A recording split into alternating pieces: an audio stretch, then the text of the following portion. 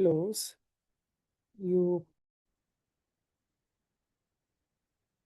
Good evening, everyone. My name is Dee, and welcome to Choe Khor Sum Ling. We are going to be continuing with our studies on the Wheel of Sharp Weapon. This is our session 10. We welcome Venerable Gyalten Lekden to our center once again, and we really thank Venerable Lekden for coming despite a very, very relentless study program, rigorous study program at Sera. They take every weekend, time every weekend, and sometimes travel to Bangalore to teach us. And thank you all for joining us, and we hope to learn a lot more about Lojong today as well. It'll be nice if you can keep your cameras on. Thank you so much. Thank you.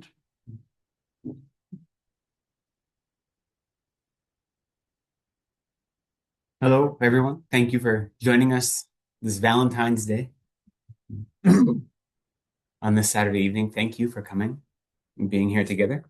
Let's take a moment to let whatever worldly activities we've been filling our lives with today, let's put them aside.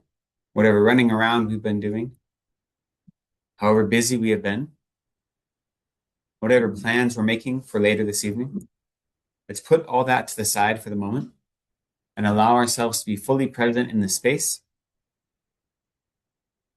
not just the physical space, but the emotional space, creating a sacred space for us to engage in the study and the practice of the teachings of the Buddha.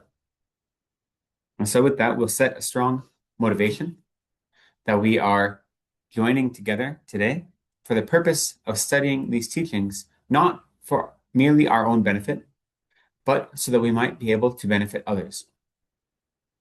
We recognize that the key to leading a meaningful life is to be of service to others, to work for others' happiness. And we realize that right now, our own lives are so filled with delusion and ignorance and difficulties that it's very difficult for us to work for others. So by working on our own mind, by improving our own lives, by working towards our own Buddhahood, we are developing the wisdom and the method that will allow us to be of greater service to others. So that is our ultimate goal, to serve others. That is the reason we're improving our minds, improving our lives. And so set that strong motivation. The reason I'm here this evening is so that I might be of greater service to others.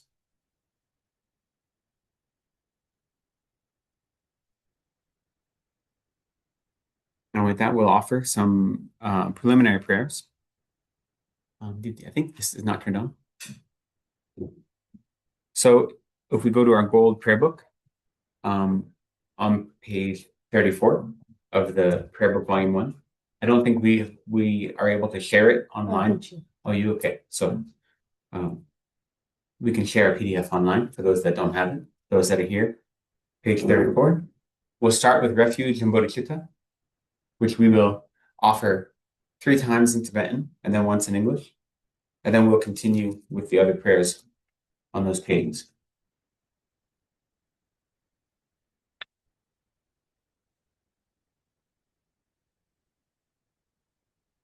Sangye cheran soki chonam la chanchu paru dagni kyausu chi dangi jinsogi pe sonam gi jola penche sangye jupar shok Sangye cheran soki chonam la chanchu paru dagni kyausu chi dagi jinsogi pe sonam gi Jola penche sange drupar shok sange Cheran soki shonam la jancho baru dagni kyasu chi Dagi jinsogi pe sonam gi Jola penche sange drupar shok I go for refuge until I'm enlightened to the Buddha, the Dharma, and the Supreme Assembly.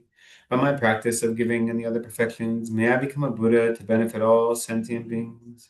May all sentient beings have happiness and the causes of happiness. May all sentient beings be free from suffering and the causes of suffering.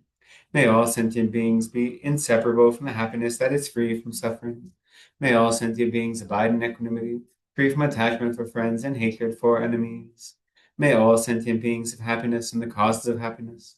May all sentient beings be free from suffering and the causes of suffering. May all sentient beings be inseparable from the happiness that is free from suffering. May all sentient beings abide in equanimity, free from attachment for friends and hatred for enemies. May all sentient beings have happiness and the causes of happiness. May all sentient beings be free from suffering and the causes of suffering. May all sentient beings be inseparable from the happiness that is free from suffering. May all sentient beings abide in equanimity, free from attachment for friends and hatred for enemies. Reverently I prostrate with my body, speech, and mind. I present clouds of every type of offering, actual and imagined. I declare all my negative actions accumulated since beginning this time, and rejoice in the merit of all holy and ordinary beings. Please remain to the end of cyclic existence and turn the wheel of Dharma for living beings. I dedicate my own merits and those of all others to the great enlightenment. I will offer a mandala offering. We'll do this once in Tibetan and then once in English. Generally, before teachings, you'll offer a mandala to request the teaching. And it isn't uncommon to offer mandala twice. Once to request the blessings of the teacher as well as the Buddhas and the Bodhisattvas, and then later to request the teaching. But today we'll just do it once, though we will do it once in Tibetan and once in English. So when you offer mandala, what you're doing is visualizing the whole universe, right? And the universe here is described according to Indian cosmology. But what you're doing is visualizing the whole universe, and then you're purifying it to make it a pure Buddha field. And then you're offering that pure Buddha field to all the Buddhas and Bodhisattvas on behalf of all sentient beings, that all sentient beings might reap the benefits of such an immaculate, pure Buddha field. And when you do a more extensive mandala offering, then there are different parts of the visualization. So you visualize the different aspects of the universe that you are offering. So there's a really wonderful commentary by Dharma that accompanies the 37 heat mandala offering, and it tells you what is the visualization you should be doing for every one of those 37 heaps. And Venerable Namjong actually has translated that commentary, and I edited it many months ago, but it's still in the pipeline for being published. But hopefully in the future, we'll be able to share that with you as well. But so for our purpose, we'll do the short mandala offering.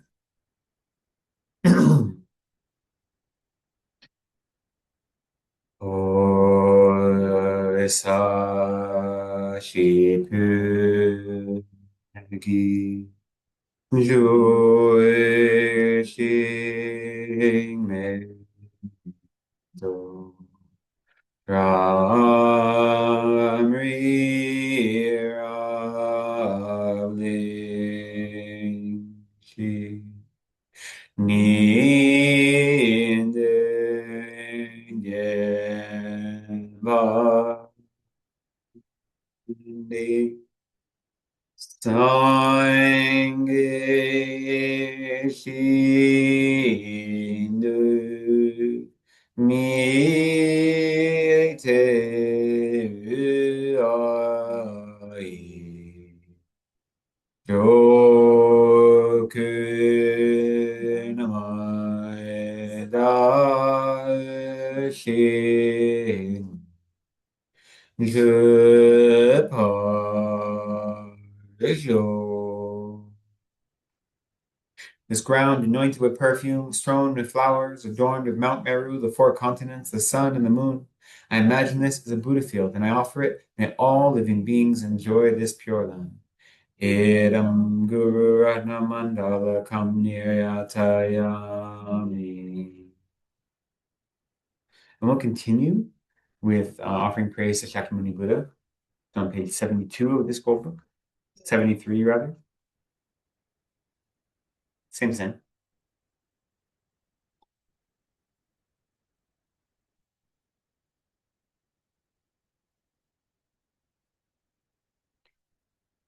To the founder, the endowed, transcendent destroyer, the one gone beyond, the foe destroyer, the completely perfected, fully awakened being, perfect in knowledge and in good conduct, Sugata, knower of the world, supreme God of human beings to be tamed, teacher of gods and human beings. To you, the completely and fully awakened one, the endowed, transcendent destroyer, the glorious conqueror, the subduer from the Shakya clan, I prostrate and make offerings and go for refuge. To the founder, the endowed, transcendent destroyer, the one gone beyond, the foe destroyer, the completely perfected, fully awakened being, perfect in knowledge and in good conduct, Sugata, knower of the world, supreme guide of human beings to be tamed, teacher of gods and human beings. To you, the completely and fully awakened one, the endowed, transcendent destroyer, the glorious conqueror, the subduer from the Shakya clan, I prostrate, make offerings, and go for refuge. To the founder, the endowed, transcendent destroyer, the one gone beyond, to the foe destroyer, the completely perfected, fully awakened being, perfect in knowledge and in good conduct, Sugata, knower of the world, supreme God of human beings to be tamed, teacher of gods and human beings. To you, the completely and fully awakened one, the endowed, transcendent destroyer, the glorious conqueror, the subduer from the Shakya clan, I prostrate, make offerings, and go for refuge. When, O supreme amongst humans who were born on this earth, you paced out 7 strides and then said, I am supreme in this world. To you who are wise then, I prostrate.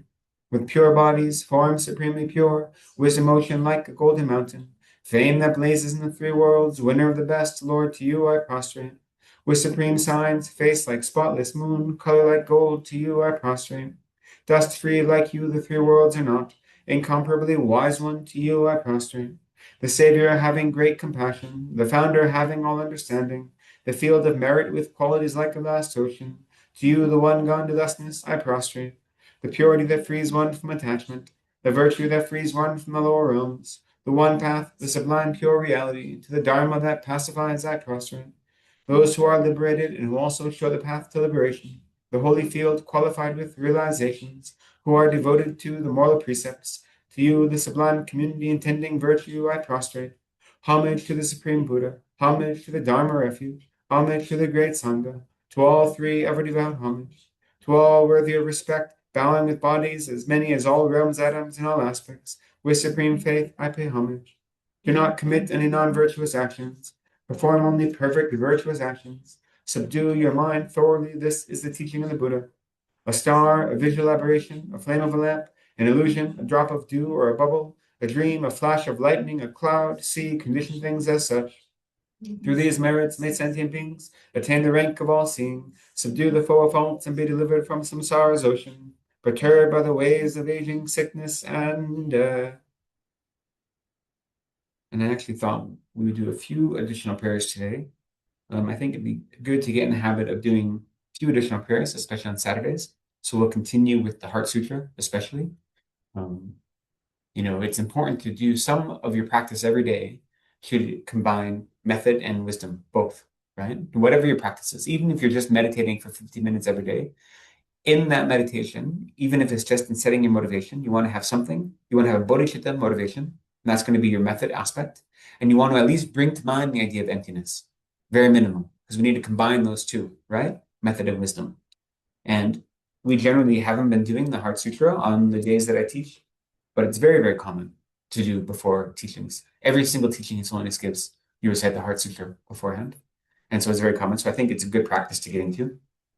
The difficulty is when you recite in Tibetan, especially at a teaching, you recite the whole thing in a minute and a half. It takes us a little longer.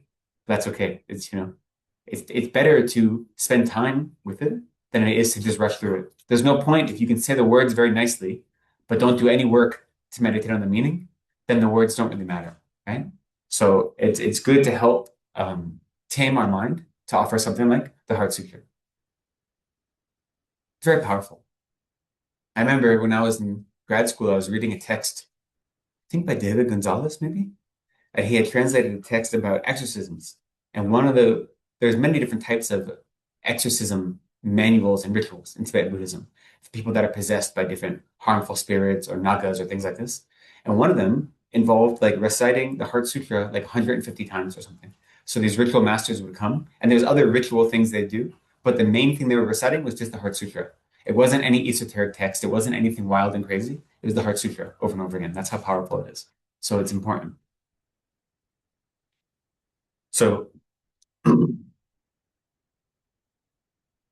I prostrate to the Arya Triple Gem. Thus did I hear at one time. The Bhagawan was dwelling on massive Vulture's Mountain in Rajagriha, together with a great community of monks and a great community of bodhisattvas. At that time, the Bhagawan was absorbed in the concentration on the categories of phenomena called profound perception. Also at that time, the Bodhisattva, Mahasattva, Arya, Avalokiteshvara looked upon the very practice of profound perfection of wisdom and beheld those five aggregates also as empty of inherent nature. Then, through the power of Buddha, the Venerable Shariputra said this to the Bodhisattva, Mahasattva, Arya, Avalokiteshvara. How should any son of the lineage train who wishes to practice the activity of the profound perfection of wisdom? He said that, and the Bodhisattva, Mahasattva, Arya, Avalokiteshvara said this to the Venerable Sharadvatiputra. Shariputra, any son of the lineage or daughter of the lineage who wishes to practice the activity of the profound perfection of wisdom should look upon it like this, correctly and repeatedly beholding those five aggregates also as empty of inherent nature. Form is empty. Emptiness is form. Emptiness is not other than form. Form is also not other than emptiness. In the same way, feeling, discrimination, compositional factors, and consciousness are empty. Shariputra, likewise, all phenomena are emptiness, without characteristic, unproduced, unceased, stainless, not without stain, not deficient, not fulfilled. Shariputra, therefore, in emptiness, there is no form, no feeling, no discrimination, no compositional factors, no consciousness, no eye, no ear, no nose, no tongue, no body, no mind, no visual form, no sound, no odor, no taste, no object of touch, no phenomenon. There is no I element and so on up to and including no mind element and no mental consciousness element. There is no ignorance, no extinction of ignorance and so on up to and including no aging and death and no extinction of aging and death. Similarly, there is no suffering, origination, cessation, and path. There is no exalted wisdom, no attainment, and also no non-attainment. Shariputra, therefore, because there is no attainment, bodhisattvas rely on and dwell in the perfection of wisdom, the mind without obscuration and without fear. Having completely passed beyond error, they reach the end point of nirvana. All the Buddhas who dwell in the three times also manifestly, completely awaken to the unsurpassable, perfect, complete enlightenment in reliance upon the perfection of wisdom. Therefore, the mantra of the perfection of wisdom, the mantra of great knowledge, the unsurpassed mantra, the mantra equal to the unequaled, the mantra that thoroughly pacifies all suffering, should be known as the truth, since it is not false. The mantra of the perfection of wisdom is declared, Tayata Om Gate Gate Paragate Parasam Gate Bodhi Swaha. Shariputra, the Bodhisattva Mahasattva, should train in the profound perfection of wisdom like that. Then the Bhagawan arose from the concentration and commended the Bodhisattva, Mahasattva, Arya, Avalokiteshvara, saying, well said, son of the lineage, it is like that. It is like that. One should practice the profound perfection of wisdom, just as you have indicated, and even the Tathagatas rejoice.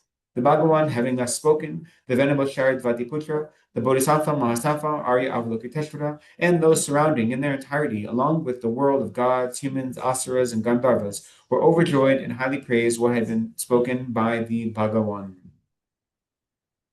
We'll continue with the prayer to line face Dakini to help overcome obstacles.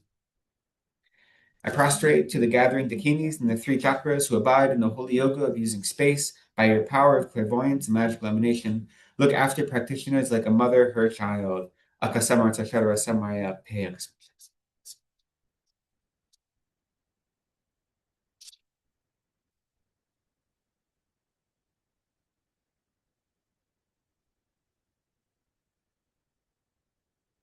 Akasamarta Shadara Samaraya Payatayata Om Gate Gate Paragate Parasamgate Bodhi Swaha. By the teachings of the three supreme jewels possessing the power of truth, may inner and outer hindrances be transformed, may they be dispelled, may they be pacified. Shintu Kuriye Swaha. May all negative forces opposed to the Dharma be completely pacified. May the host of 8,000 obstacles be pacified. May we be separated from the problems and harmful conditions to Dharma. May all enjoyments be in accord with the Dharma. And may there be auspiciousness and perfect happiness here, right now. And lastly, I'd like to offer Foundation of All Good Qualities, which is on page 93 of this prayer book. Especially because, Foundation of All Good Qualities is a long-term text. So it teaches the entire path to enlightenment, starting from Guru devotion up through all of the perfections and then the practice of Tantra. And it is useful for us to align our minds with the whole path of teaching, especially considering that the topic we're studying today, the Wheel of Sharp Weapons, is focusing on mind training using the understanding of karma and the understanding of Tonglen practice Combining that with Lamrim study is very useful. So we'll offer this one more prayer before we begin, to help align our mind with the entire path of the Buddha.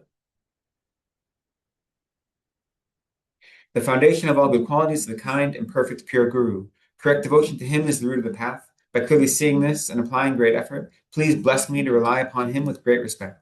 Understanding that the precious freedom of this rebirth is found only once, is greatly meaningful, and is difficult to find again, please bless me to generate the mind that unceasingly day and night takes its essence. This life is as impermanent as a water bubble. Remember how quickly it decays and death comes. After death, just like a shadow follows the body, the results of black and white karma follow. Finding firm and definite conviction in this, please bless me always to be careful to abandon even the slightest negativities and accomplish all virtuous deeds. Seeking samsaric pleasures is the door to all suffering. They are uncertain and cannot be relied upon. Recognizing these shortcomings, please bless me to generate the strong wish for the bliss of liberation. Led by this pure thought, mindfulness, alertness, and great caution arise. The root of the teachings is keeping the pratimoksha vows. Please bless me to accomplish this essential practice. Just as I have fallen into the sea of samsara, so have all other migratory beings. Please bless me to see this, trained in the supreme bodhicitta, and bear the responsibility of freeing migratory beings. Even if I develop only bodhicitta but don't practice the 3 types of morality, I will not achieve enlightenment. With my clear recognition of this, please bless me to practice the bodhisattva vows with great energy. Once I have pacified distractions to wrong objects and correctly analyzed the meaning of reality, please bless me to generate quickly within my mind stream the unified path of calm abiding and special insight. Having become a pure vessel by training in the general path, please bless me to enter the holy gateway of the fortunate ones, the supreme Vajra vehicle. At that time, the basis of accomplishing the 2 attainments is keeping pure vows and samaya. As I have become firmly convinced of this, please bless me to protect these vows and pledges like my life. Then, having realized the importance of the 2 stages, the essence of the Vajrayana, by practicing with great energy, never giving up the 4 sessions, please bless me to realize the teachings of the Holy Guru. Like that, may the Gurus who show the noble path and the spiritual friends who practice it have long lives. Please bless me to pacify completely all outer and inner hindrances. In all my lives, never separated from perfect Gurus, may I enjoy the magnificent Dharma. By completing the qualities of the stages and paths, may I quickly attain the state of Vajradhara. Great. Thank you so much.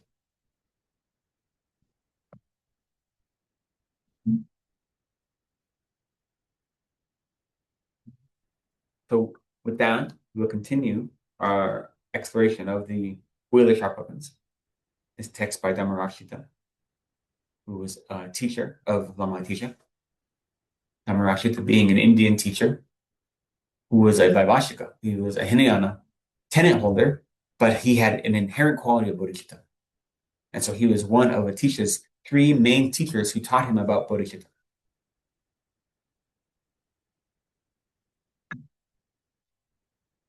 And this is one of the oldest mind training texts, right?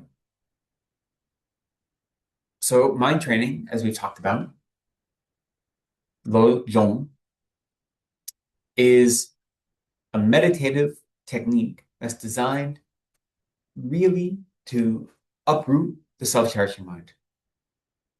So when you're doing mind training study or practice, everything comes back to the self-cherishing mind and what we need to do to get rid of the self-cherishing mind. So everything we do is viewed through the lens of how is the self-cherishing mind causing this other difficulty in our life, these other afflicted minds, these other negative karmic activity, and so on. So in that way, it's, I think, the perfect kind of practice for the 21st century, since so much of our lives is about getting attention, right? We live in an attention economy. Everything is me, all the time. And so having a practice that's dedicated to getting rid of the me, the I, the ego, I think for me, it's very, very useful. I think what's important to remember, is that Lojong practice, mind training, and really all Dharma practice, they're about making our minds more expansive, right? The Dharma is about expanding our view, making sure we understand all of reality so that our spiritual path encompasses everything, not just a narrow view. So the mind training, even though it is focused on uprooting the self-cherishing mind, it's not like it's creating tunnel vision. What it's doing is it's opening up our mind, giving us a chance to see how every aspect of our everyday life is influenced by the way we grasp at me and mine as being the most important. So the Dharma is made to expand our minds, right? A spiritual practice is made to open up our minds, not lock us down. There are some spiritual practices, non-Buddhist spiritual teachers, who the point of their teaching is to conform your mind, right? To limit you, to say you have to believe this one thing, this is what you have to do, right? But Buddhism is the opposite. Buddhism is saying, I'm trying to open up your mind, to make your mind as expansive as possible, so that every single thing you encounter, you can relate it to Dharma instantaneously. And so that's especially true, at least in my opinion, for mind training, right?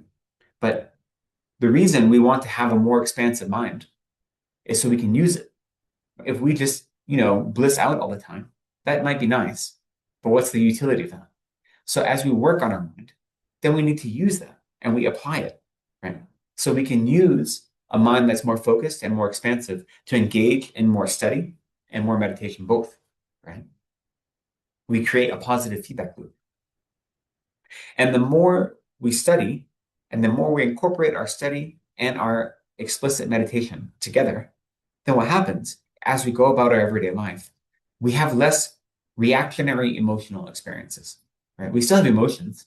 It's not like if you meet the great Buddhist teachers that they're devoid of emotion, right? They have emotions, but they're not under the control of their emotions. Their emotions aren't reactionary, right?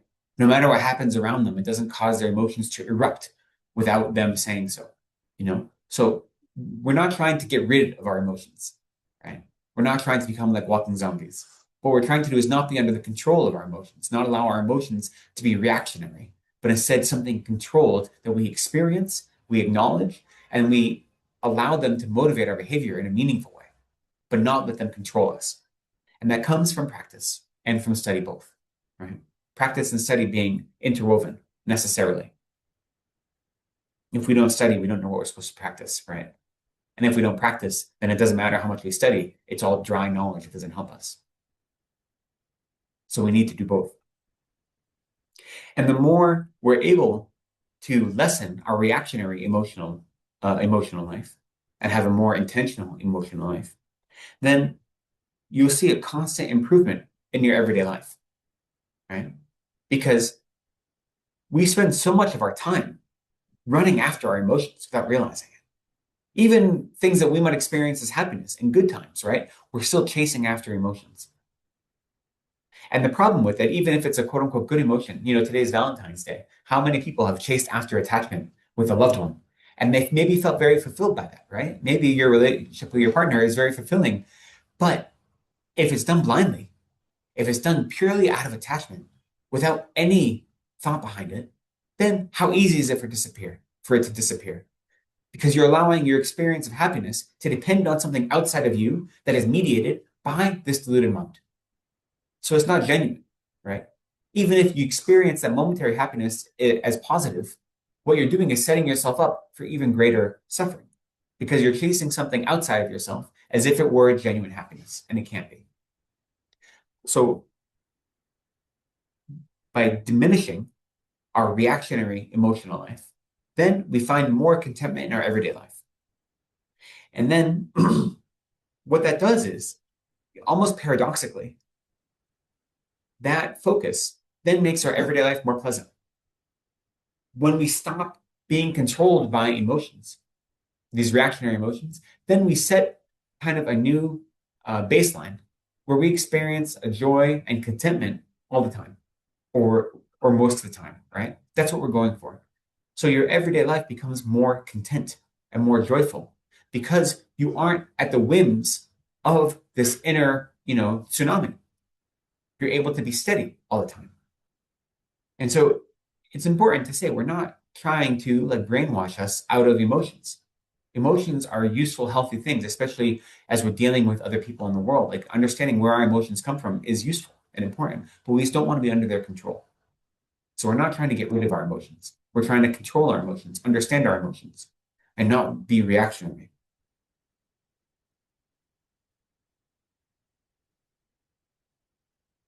Okay. So we'll continue with the text where we left off from last week. So the Wheel of Sharp Weapons, like I said, is one of the earliest mind training texts. And now, what is the analogy, this Wheel of Sharp Weapons? What is it standing in for? Anyone who's been following our classes? It's deep acting. Sharp these things. Here it is like to cut your ignorance. No, nope.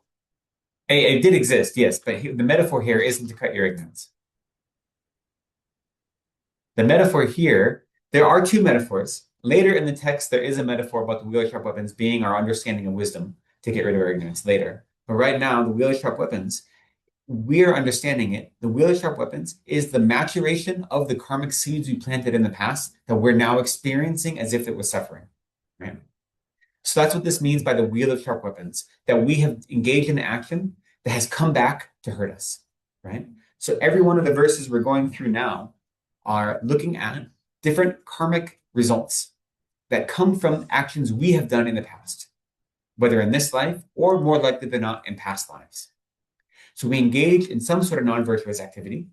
That non-virtuous activity created a negative karmic seed. And then when that seed ripens, we experience that ripening as suffering, as a different type of suffering. And so what this text is teaching us is that suffering we experience now, it comes from our own hand, right? It comes from actions we've done in the past. And that isn't to say this is about blaming ourselves, but it's about understanding that since we created the causes to experience the suffering, then we can prevent that suffering from recurring in the future. Because if we know what those causes are, we can ensure that we don't continue to create them over and over again. Now, we can't avoid this experience of suffering that we have now because it's already ripened, right? So all we can do now is understand where it comes from and not allow it to overwhelm us and use that as part of our path of practice. So we can't, our mind training doesn't say, oh, the suffering no longer exists because we're experiencing it, right? It's valid. It's not pretending that suffering isn't real, but it's by recognizing that experience of suffering and saying, okay, where did this come from? This came from me. I can't blame this on others. I can't blame this on someone besides myself. Even if there are others involved, even if there are different conditions that caused this suffering, this seed to ripen, it's still me that planted the seed in the first place, right? Or my previous life. And so what I can do is I can look at the suffering with open eyes, recognize it for what it is, realize that it's just the ripening negative karma. And then on one hand, I can be joyful that at least that karma is ripening now while I have an active spiritual life that allows me to recognize it as opposed to ripening in a different way when I don't have as many tools. And I can ensure that I don't participate in the behavior that would plant more seeds that would result in similar types of suffering in the future. So these verses, basically the first half of the text or so, is giving different specific examples of experiences of suffering, and then what karmic action we did that served as a cause to that, and then what we can do as an antidote instead of doing that action, right? So each verse that we're going to cover has basically three parts, saying this is the type of suffering I'm experiencing. This is the action that planted the karmic seed that ripened into the suffering, and this is what I should be doing instead of that. So basically, the wheel of sharp weapon will continue to keep moving until we reach enlightenment. And I mean, maybe it'll start disappearing as in when we purify everything and become completely empty of the delusions and from past rebirths. Well, when we escape the whimsy of karma and delusion, then this particular wheel of sharp weapons will no longer be ripening, be active, right? So that's not Buddhahood, that's before Buddhahood, Yes. right? But close, it's so close to Buddhahood. You still have to get pretty close before that happens. But as you move on in your practice, as you said, we've engaged in countless behaviors in the past, harmful behaviors, right? So even if you're living a pure, happy life now that's following the Dharma, you've created the negative seeds in past lives. That's doubtless because we've been having beginningless past lives, right? And so you still have the capacity to experience the ripening of those seeds. Even if everything you're doing now is perfect, they still could ripen, but they may ripen with less force, right? Because you've created the conditions that don't allow them to really grow really well, but they can still ripen. And of course, the more you purify, then you weaken them more and more and more. So it may get to a point where they don't ripen or they ripen very, very little ways, right? But more importantly is as your practice deepens, even as those karmic seeds ripen, you stop experiencing them as suffering. So right now, for someone like me, the utility of having verses like this is there's such a good reminder that when I experience suffering, my first instinct is to just be mad at the suffering, right? Like, why is this happening to me? That's our first instinct. We get mad at the suffering itself, as opposed to getting mad at the causes of the suffering, right? And so the more you practice, you get rid of that middleman. Right away, when you experience suffering, you recognize right away what that came from, right? So you don't have that emotional distress that comes from suffering that we experience right now, or most of us experience right now. So the metaphor of the wheel is simply, the text itself, the Senche Korlo, it means wheel of sharp weapons, right? That's what it means. That's how it translates. But I don't really think this is a useful image because a weapon that you throw doesn't come back. A boomerang comes back, but this sharp weapon wheel, when you throw it, it doesn't come back. Unless, some sort of magical superhero kind of weapon like that. And in the verses where it says the wheel of sharp weapons is returning full circle upon me from the wrongs I have done, that's not quite a perfect translation. It's just saying that this weapon is returning. The wheel and return are the same word in Tibetan. So it kind of is, anyway, the imagery is just there to help us understand, right? So don't let it get in the way.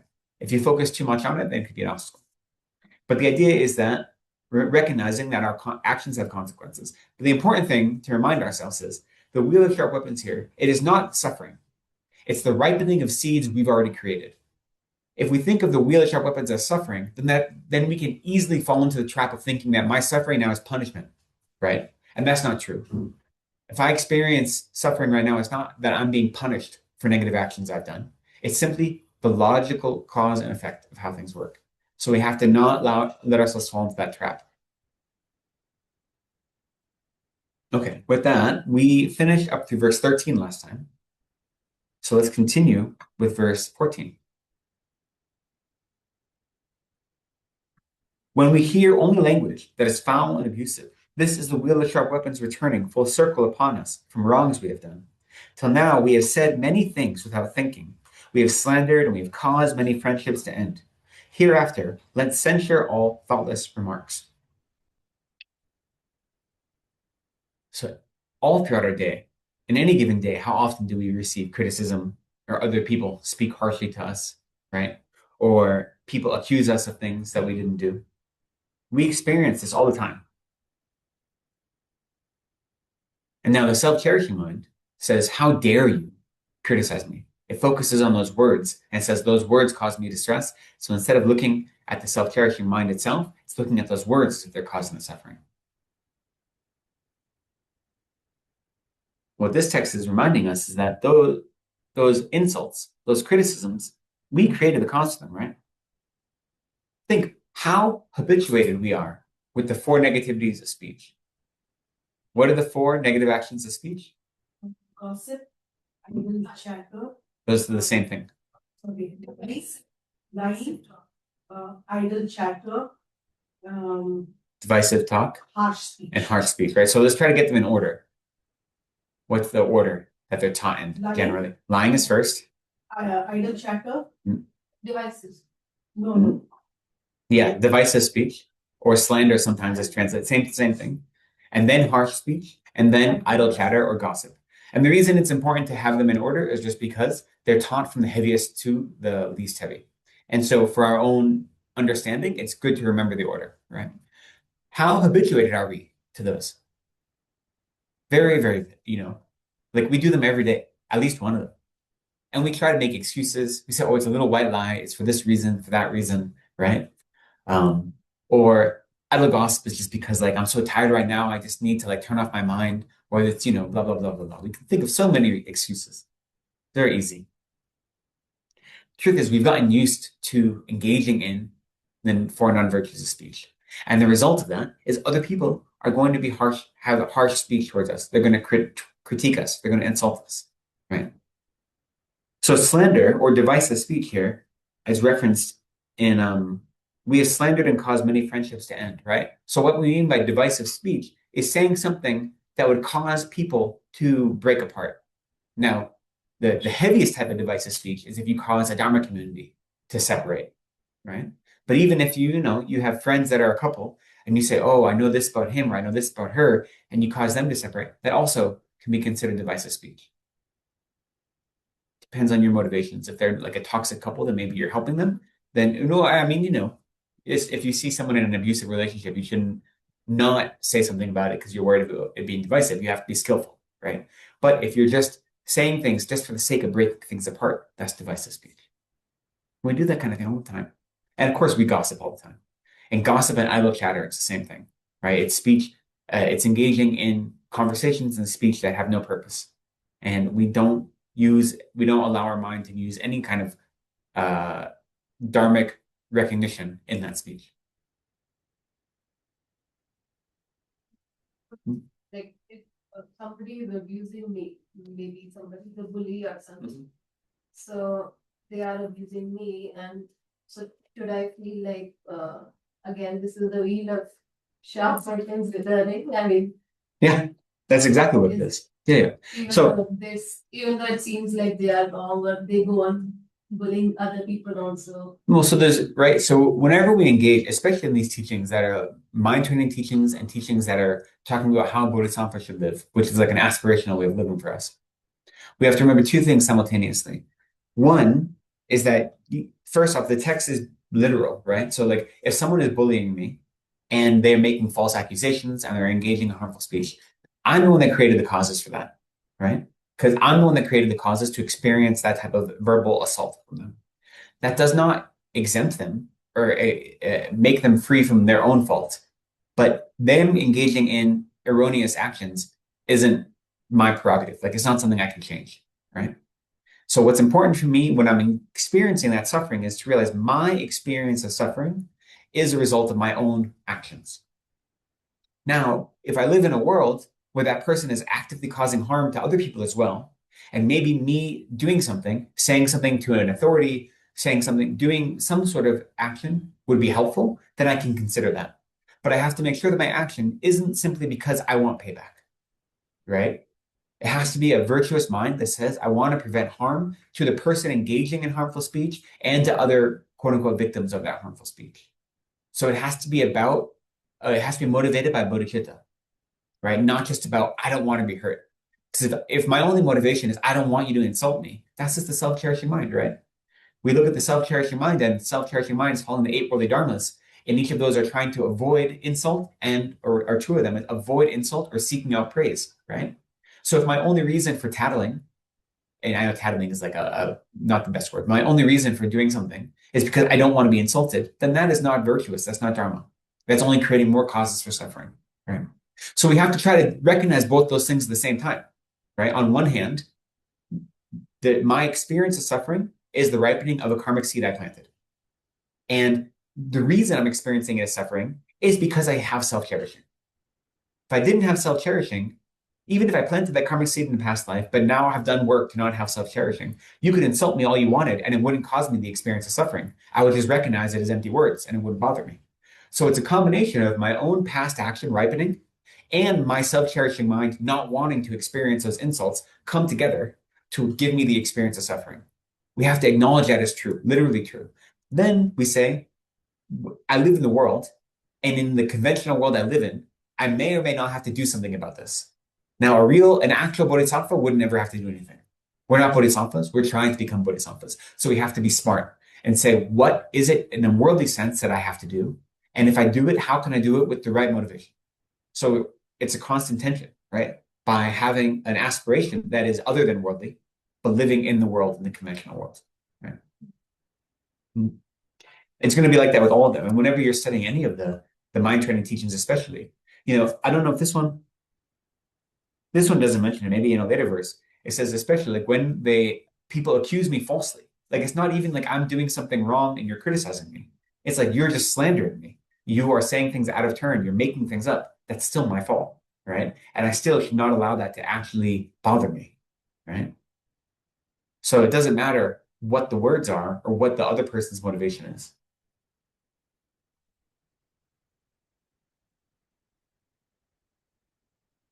Now, when this says we should censure our own thoughtless remarks, that's the remedy, right? To not engage in the four non-actions, the four non-virtues of speech. That doesn't mean that good faith criticism, there's no place for good faith criticism, or that we shouldn't engage in advocacy for the disenfranchised or for the oppressed, or quote unquote, speak truth to power, right? What it means is that when we engage in any sort of speech like that, we have to be very clear about our motivations and make sure the motivation isn't about me, my. It isn't about revenge. It isn't about causing someone else pain or suffering. But if we're doing it with the right motivations, then we can engage in those types of speech, right? That be aggressive even, sounding. We need to follow wisdom, not emotion. That's the important thing. So when we get rid of the reactionary mind, and we have the mind that actually thinks and contemplates, then we can follow wisdom instead of emotion. So censoring thoughtless remarks. The thoughtless is the important part here, right? When we look at the four non-virtues of speech, the third one, harsh speech, that doesn't just mean like ugly words or like vulgarity. Vulgarity isn't harsh speech. It's the speech that is spoken with the intent to harm someone. That's harsh speech. So I could be saying very beautiful words. If I'm saying it with the intent to harm you, that's harsh speech. Or it could be quite vulgar, and that could be not harsh speech. Because sometimes in certain environments, using certain slang or language can create a sense of camaraderie with people, right? So you have to, your speech, the words themselves are empty of meaning. It's how they're motivated and used that is what's important. So the important part in this verse, in the remedy, is we're avoiding thoughtless remarks. Okay. Moving on. When we are born in oppressive and wretched conditions, this is the wheel of sharp weapons returning full circle upon us from wrongs we have done. Till now, we have always had a negative outlook. We have criticized others, seeing only their flaws. Hereafter, let's cultivate positive feelings and view our surroundings as stainless and pure. So there, if we look at our conditions that we're in right now, I think we can always find something that we'd like to have better, right? I'd like to have, a bigger house. I'd like to have, any of your conditions. We can think of things that could be improved.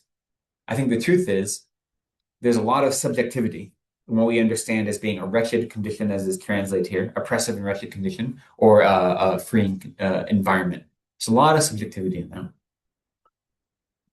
I know, as someone who's grew up in America, but spent the last 15 years here in India, I've been in some of the most beautiful houses here in India and very wealthy houses that people in America, if they came to them, they think this is awful. This because they're not used to it, right? It's a different cultural idea, right? And it has nothing to do with the actual quality of the living space or of any of that. This is what they're used to, right? So there's a subjectivity in what it means to have an oppressive living condition. But the truth is, there are environments that are harder to live a meaningful life, right? Because either we're under the power of others, we're born into poverty, we're born into difficult situations, right? There are all different types of conditions that are outside of our control that we can consider quote unquote oppressive and wretched. It's a strange translation. That's okay. When I say that experience is subjective, a lot, sometimes when people are thinking of non-duality in Buddhism, they say everything is subjective. There's no good or bad. Everything is about how you experience it. To some extent, that's true. Like motivation is most important, but there is virtue and non-virtue, right? So we have to be a little careful about this extreme subjectivity, right? There is such thing as virtue and non-virtue, right? Any one of the 10 non-virtues are always going to be non-virtuous, no matter what. Okay. There's a question online. Okay. Here, Kelsangla asks, Genla, do we face right-wing or karmic deeds in a single lifetime? I'm not quite sure I understand the question. Maybe of actions that we have done. So any karmic action we do will ripen. If you study the 12 links of dependent origination, we can see how different karmic actions will ripen. And how one karmic action goes through all 12 links. All 12 links will be used up in at least 2 lifetimes, sometimes 3, depending on how they work. But in general, what we're talking about is a karmic action or a karmic seed, once it ripens, will ripen once, right? However, it's possible for it to partially ripen and not be exhausted, and then it will continue ripening in future lifetimes. So it is possible. But in general, if I engage in one harmful action, I'm planting one, this is very figurative, right? Like, there's not like literal seeds, but it's a useful metaphor. If I engage in one harmful action now, I plant one karmic seed, and in general, that will have one ripened result. It is possible that that ripened result starts to ripen, and then I might die, and it continues to ripen either in the bardo or in my next life, or it is part of what propels me into where I'm born in my next life. That is possible. But in general, it'll only ripen once. And once it ripens, whether it be ripening in whether it good karma ripening or non-virtuous karma ripening, it's only once it ripens, it's done, right? Of course, that ripening then causes us to create more karma, good or bad, or it has the potential to. But a seed is only going to ripen once in that regard. So I don't know. I think that maybe that answers. But it's not like I engage in one action now, and then I keep experiencing that one action's result over and over and over again, right? Though the ripened result can look different. Like, the difference between a ripened result being, I stubbed my toe on the way here versus like I'm born in a hell realm. Those are both ripened results of one karmic deed. They're just wildly different in their depth, in their weight, right? Due to the weight of the karmic action. So it doesn't always look the same. And there are some ripened results that are like the result of this action is you'll be born in the hell realm for 50 lifetimes or for 100 lifetimes. So that is still one karmic result, even though it occurs over numerous lifetimes. Or you'll be reborn in Pure Lands for hundreds of lifetimes, right? That's still one karmic result, but coming from one karmic seed, but it just takes place over different lifetimes like that. Those are very specific though, but they do exist. So as someone who debates, I want to be very clear. Like in general, it's one way, but then there are exemptions like that. But so in general, one lifetime, one time.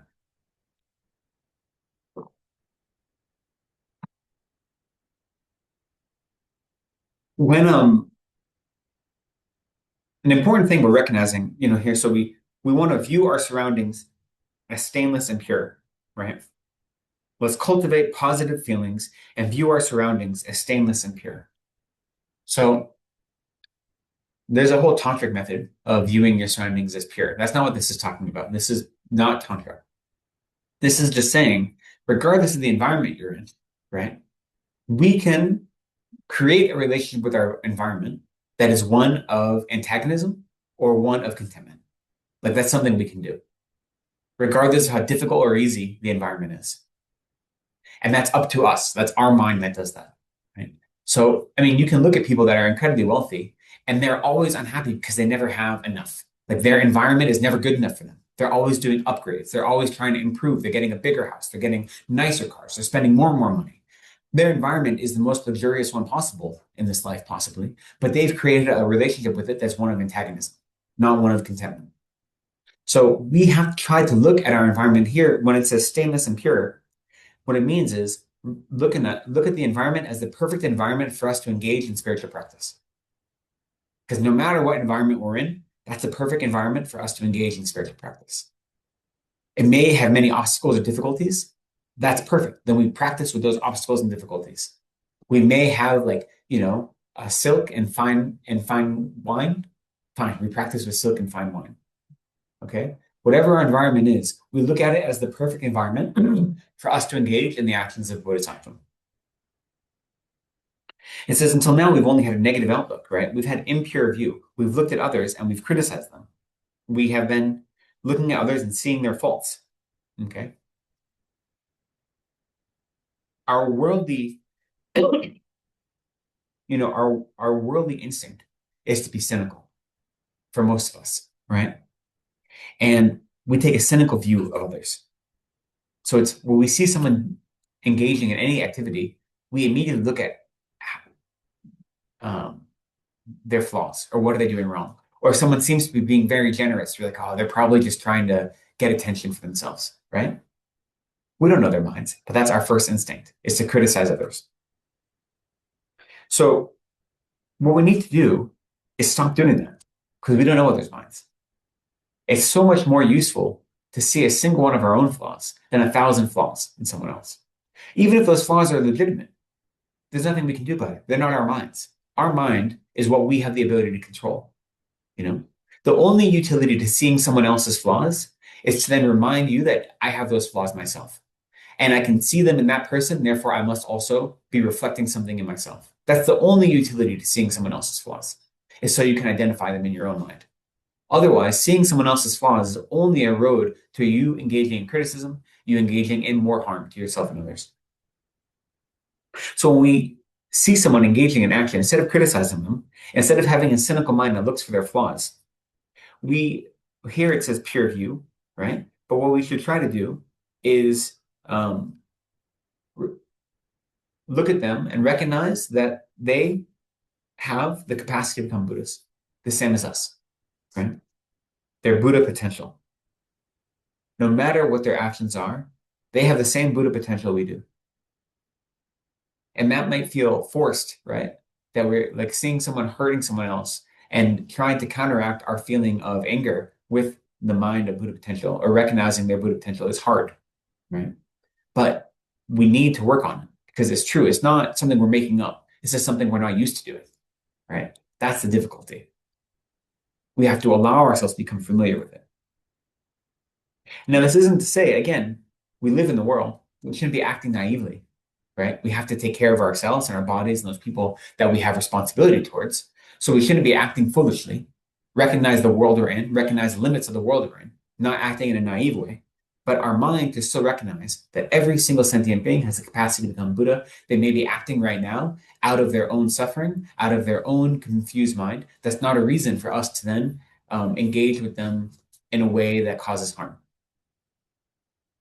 So no matter how we participate in relationships with others, they should always start from a place of compassion and concern, even if, and especially if that person is harming us or harming others. Then we should go into that relationship with compassion and concern as our motivating factors. And then we allow our conventional wisdom to recognize what are the skillful things I can do now, and sometimes the skillful thing is to just step away, right? So we have to use our conventional wisdom with our understanding of the Dharma and combine those two. But for me, the hardest thing is to work against my worldly, cynical instinct. So whenever I see someone doing a good thing, it's just like, oh, they just want the attention, right? That's not a useful way to think about things. The mind training teachings say that you should think of other people's faults like grains of sand that are on the palm of your hand. And your own faults are like grains of sand that are in your eye. It's much worse to have a single grain of sand in your eye than 1,000 grains of sand in your hand, right? So it's far more important to seek out your own faults than it is to seek out others. And so here, when we view our surroundings as stainless and pure, and we cultivate a positive feeling, what we're trying to do is develop a mind of contentment that recognizes the environment we're in and the people that are also part of that environment are right, that our experience of them is the ripened result of our own action. And therefore, we should view them with a mind that is not distressed, but is one of appreciating the opportunities to practice Dharma that the environment and the people in that environment give us.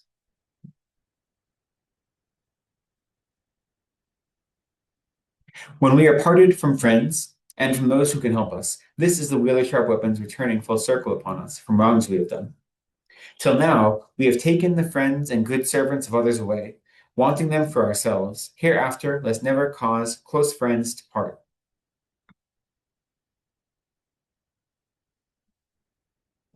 This is, I think right now, the feeling of loneliness and isolation is a huge, almost like a pandemic in contemporary life, which is amazing because we have more connections to others than ever before, right?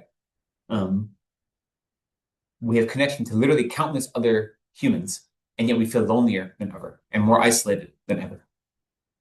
And part of that reason, there are many like contemporary psychological reasons for it, and like the fact that digital relationships aren't real relationships. There's many conventional reasons that we should work on the best we can. Like engaging conventional mental health is incredibly important, right? But at the same time, that experience of suffering, that experience of loneliness, of isolation, of not having anyone to support you when you need it, that experience of suffering comes from negative actions we created in the past, right? It's the same reason you can see two people having the same external circumstances of having no support, living by themselves in a cabin, say, and one of them is miserable and one is perfectly happy and content. I know people who would love to just go live in a cabin and be by themselves in the middle of the forest and not have any other people around. And they would never feel lonely. They would never feel upset because they've developed a sense of contentment in that kind of lifestyle. And then others who would go crazy if they're by themselves for more than a week without human interaction. And they feel like no one supports them. They feel like they're alone all the time. They feel like they don't have any social engagement, right? The external circumstances are the same, but the internal experience is different. That difference is due to, yes, there are conventional worldly differences, but also, more importantly, different karmic seeds ripening, right? I have a question. Yeah. Let's say people with different EQs, Mm-hmm. Emotional quotients, intelligence quotients, and being neurodivergent, whether it is ADHD or autism, people are born with these proclivities, so to say, and they struggle a lot with different adaptations. How would that be? That's biological. Would that also come under karma? Well, of course, everything about this life is karma, right? So the fact that they're born neurodivergent is a karmic ripening. And just like every other karmic ripening, it's outside of our control or our immediate control because it's already ripened, right? So when the fact that you're born in a certain place, in a certain family, in a certain body, with certain illnesses, as a man or a woman or as a third gender, or any of these things are all different karmic seeds ripening in some sort of union together to create your environment and your identity, okay? So it's not literally like you. I mean, I wouldn't know what karmic. No. So you can't point to it, Yeah. But regardless, so let's say you have someone who's neurodivergent, them being born neurodivergent is the same as like the ripening of a karmic seed, the same as me being born as in America as ripening a karmic seed. Just different karmic seeds ripen that way. So then you look at your situation and you say, how, like, this is the situation I have. So then how can I use this for spiritual practice, right? And now that might mean, especially in the case of people who are neurodivergent, having accommodations that so you can relate to the world around you in a way that is useful, right? That's only something that really is new. I mean, you're an educator, so you know this more, but like this is a very new kind of revelation in how we especially deal with youth. My nephew is neurodivergent, and the amount of accommodations he has in his classroom is phenomenal. Like it would never be like that when I was a kid, And there's small things because he has ADHD. It's not, he doesn't need significant accommodations, but even small accommodations can make his learning environment so much healthier, right? So when we live in a way that we see those obstacles, right? This is like I was saying before, even things like depression or any other mental illness. I believe that our minds have infinite capacity because we all have a mind that is capable of becoming a Buddha, which is to say a perfectly pure mind that is perfectly enlightened, right? But really, my Buddha mind is so far away that I don't have the capacity to meditate away my depression. I think the mind itself has that capacity, like as a general statement, because every mind can become a perfectly enlightened Buddha. But most of us are very far away from that. So when we experience things such as mental health disorders, such as neurodivergency, such as any of these things, we should use whatever accommodations, be they pharmaceutical, be they psychological, whatever accommodations we can use to help us engage in a meaningful life, right? And so if you need conventional accommodations for yourself or for others, then you should take them up as long as you're not causing harm with them, right? If you're causing harm, which, I mean, none of the conventional accommodations cause harm, but like, it's not an excuse to cause harm to like, oh, I need this. So if it's for yourself, you have to always watch your mind, right? And say, do I really need this or am I just being selfish? But for the most part, if you need accommodations, then you should adopt them. So, Right. Venerable, sorry, just to kind of, can I ask one more Yeah, question? sure. So, person like Abdul His Holiness the Divine, they are so advanced in their studies and realizations. Would they be able to see the karmic reasons why someone is going through a karmic? We say that only Buddhas can actually perceive the inner workings of karma in that way. So karma is the most subtle and secret of types of phenomena. So you can have different levels of meditative realization in study and practice that allow things like this text is showing this type of action will have this type of result. That's a general understanding of karma that any of us can realize, right? And for like us personally, like for me personally, I don't have any realization that by engaging, in what verse did we just do? 16. So that by me engaging in slanderous talk and like stealing servants away from someone else then causes me to have this sense of isolation. That understanding I don't have because I haven't achieved that level of realization. But that's something we can realize, right? That everyday people through practice can realize. But to say, oh, in this past life, you engage in this action that is now ripening in this life as this experience of suffering, that specificity is something only Buddhas can see, right? So the higher level of realization, the more connections you can see, but that level of specificity is only something Buddhists can see. But the important part of, to put a button on this conversation is the important part is to recognize that we need to make use of our environment and whatever we have, right? So as a perfect example, being born neurodivergent in the 21st century versus being born neurodivergent in the 20th century or the 19th century has wildly different outcomes due to wildly different environments and access to different types of care, right? So that also is karma because your environment that you're born into is a karmic ripening as well. So we should make use of whatever worldly means we have to allow us to engage in spiritual practice and to lead a meaningful life, recognizing that they're temporary. Like worldly means are always going to be temporary, but we use tools all the time. So that's what's important. I think thinking here of taking others away, taking friends and servants from others. This is especially having us look into ideas of jealousy, right? And looking into ideas of how often we take others for granted. I think jealousy is like very insidious. We don't realize how quickly jealousy can emerge in our mind and how dangerous it is. Because it's really, there's no type of jealousy that is not non-virtuous, right? Jealousy is always non-virtuous. And it is, well, that's not true. It can be neutral, excuse me. But in general, it's one of the cliches that can be neutral. What do you mean?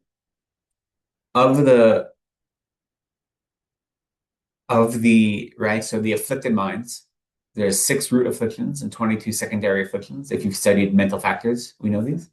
Of all of those, the only one that is always non-virtuous is anger or any secondary mental factor that is derived from anger. And the other ones can be neutral, right? And the reason we know this is because they can exist in the form realm and the formless realms. But there's no non-virtue in the form realms and the formless realms. But so in general, jealousy is always going to be non-virtuous, but it doesn't have to be. It can be neutral. And for me, it's always non-virtuous. For most of us, it is, right? But again, I don't want to speak in absolutes because I debate. So I know if I say something in absolute and there's an exemption, you can come in and you can defeat my debate. So I want to, give you a broad understanding here. Kids in the school in the same class, if one is getting much better scores, the other one can feel jealous like why the other one is scoring so much. But then it motivates him to score more next time. So the jealousy kind of benefited him, right? Well, that's what we can do, right? So when we recognize we have jealousy, so the jealousy itself would still be negative in that case, right? Because it's coming. He scores more in that because of that competition, you can say. Well, that's what we could do, right? So the jealousy itself, if I experience jealousy like that, where I see someone else who is excelling and I'm not excelling, and therefore I'm jealous of them, and it causes me to then study more, study harder, do better to improve myself, right? That is a positive outcome, right? But well, it can be. But then why am I doing that? Just because I want to beat that person, or because I definitely want to improve my own mind, right? It's different. Get the attention that he's getting. Well, so if I'm just doing because I want to get that kind of attention, that's just self-cherishing, right? So I have worldly benefit, but no spiritual benefit. But it's possible for jealousy like this to then, if any of our negative emotions, right? So it's different with children a little bit, but as adults who are engaged in a spiritual practice, who have the ability to study, who have done inner work to look at how our emotions work in our lives, when we experience something like jealousy or anger or sadness or attachment or any of these things, what's useful is to then say, where did that come from? Like, why am I experiencing jealousy right now? Am I jealous because they're succeeding, or am I jealous because of the praise they're getting because they're succeeding? You know, can I take that? Is that jealousy actually serving me? Is it motivating me to work harder, or is it just making me dislike that person? Is it causing me to want to sabotage that person? Right? So we can look at those negative emotions because they don't come out of nowhere, right? If I have attachment, anger, you say, why am I angry right now? Am I angry that they're getting something I'm not getting? Am I angry at myself? Is that anger helping me? Is it doing anything beneficial? And if I do see some benefit from it, then you say, okay, so this jealousy, let's say, is causing me to work harder. But that jealousy itself is still poisonous. Can I have a different motivation that's virtuous that causes that same result, that causes me to engage in more, whatever study or whatever harder work? So it's important when we experience these emotions to look at them and say, where did this come from? Why am I experiencing this? Is it benefiting me? Same experience, Venerable. Generally at home and all, I'm okay, but where at work, if someone gets praised, I am consumed. I'm so consumed, I can't. I think sometimes it's green envy. I think it sometimes reached one very bad thing, it reached envy. And I feel I just crave the validation as well. Why I also worked hard, why are only they getting? Yeah, of course. So I know it. Right? And has that envy actually benefited you? No. No, it's not benefited. No, not at all, right? It only causes distress. Right? But it's such a strong, I don't know from where that reserve of anger came, but it was there. I know exactly where it comes from. It comes from your self-cherishing mind, right? That's where mind comes from, is where all of it comes from. Right? This mind says my happiness is more important than your happiness. Right? Right. And I mean that's the beauty of doing any mind training, is that you're attacking it on different levels. You should always be trying to attack the self-cherishing mind directly, and studying the 8 worldly dharmas that helps that. But then studying something like this is then like attacking it from the sides as well, right? And so we're trying to do our best to uproot the self-cherishing mind, but sometimes that's dug in so deep, then you start picking off like the outer border ones, and that helps you get, in deeper. But it's important to look at those things, right? And it's funny, we can tell a story like that, and that's, a good example we can tell. And I have so many examples I can tell you of my jealousy, like definitely. Those are useful examples. But the truth is, they're not funny though, right? Like they're funny stories we can tell. But when we really think of it, we should say, okay, how did that help me? Right? But so we can use those stories to then actually try to change our practice now, right? To say, okay, this happened in the past. I can laugh about it now. Now, how can I grow from it? How can I use that to motivate me to engage in something meaningful? And that isn't that different from like contemporary worldly, like psychotherapy in terms of like psychological care as well, that we try to grow from those experiences. The difference is what we're identifying as negative or harmful is slightly different in a spiritual context. Where jealousy and envy is never going to be beneficial. As long as our emotions are reactionary as opposed to intentional, then they're not going to be benefiting us because they're controlling us, right? Sangeeta has a question. Okay. Yeah, sure. Sangeeta last says, okay, Jyoti also has. Sangeeta last says, how do we explain collective karma seeds ripening? Example, did all the people in war-torn areas in present day have all committed similar destructive karmas in the past? Yes. I mean, that's the short answer, is that collective karma is, there's different types of collective karma and it's described different ways. But for instance, the short answer is yes, that everyone in this room, or not everyone, but most of you in this room have the karma of being born in India, right? And so that is a type of collective karma. And being born in India with the experiences now, with this current prime minister or this current everything, that is a type of collective karma. all of the Tibetans that are born in Tibet and experiencing the loss of their country, that's a collective karma ripening as well, right? So it's not like they all got together and engaged in a harmful action at the same time, like as a big group, you know what I mean? It's not like that, but they've all engaged in similar practices with relation to those other beings that cause that collective karma to ripen in that way, right? So like they were drawn to that ripening of karma due to their past actions.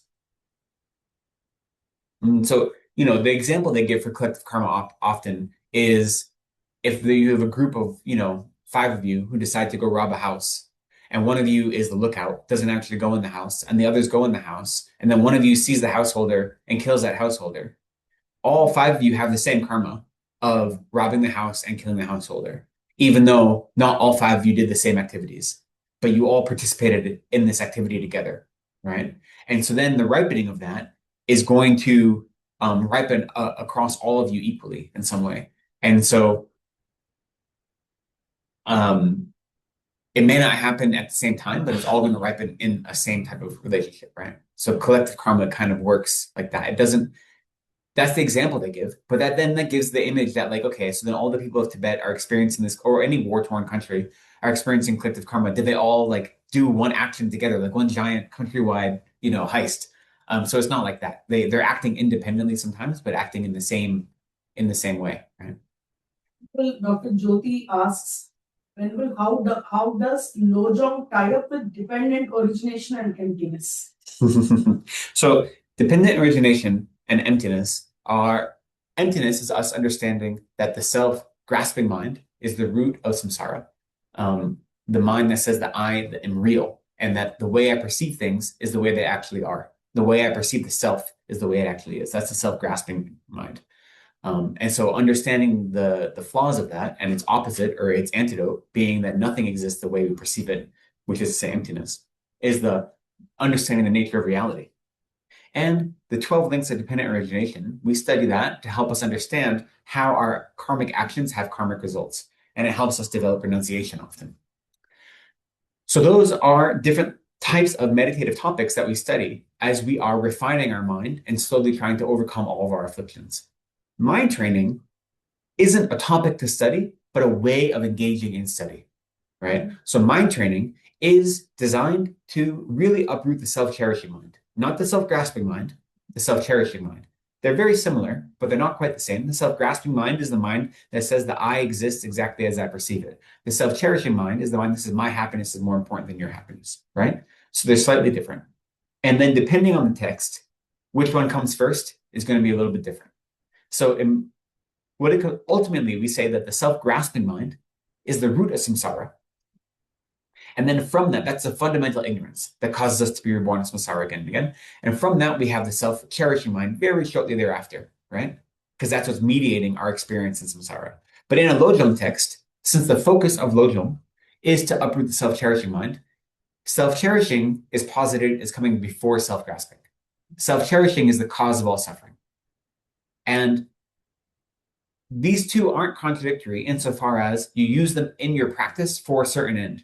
If you're looking at just an intellectual understanding, we'd say, okay, self-grasping is first, that's the root of samsara, and then we have self-cherishing. So self-cherishing can't be the cause of all suffering because suffering exists before self-cherishing, that's self-grasping, right? So can you say that self? Yeah. But so the way understanding the 12 links of dependent origination and the way understanding emptiness works with Lojong, or mind training, is Lojong is a type of meditative practice and a way of engaging in study and meditation that uses all these different topics, such as emptiness, such as karma, such as any of the stages on the path, and he uses that awareness to help uproot the self-cherishing mind, right? So this text that we're studying right now, this first half of it especially, is using the idea of karma to help us look at the self-cherishing mind, right?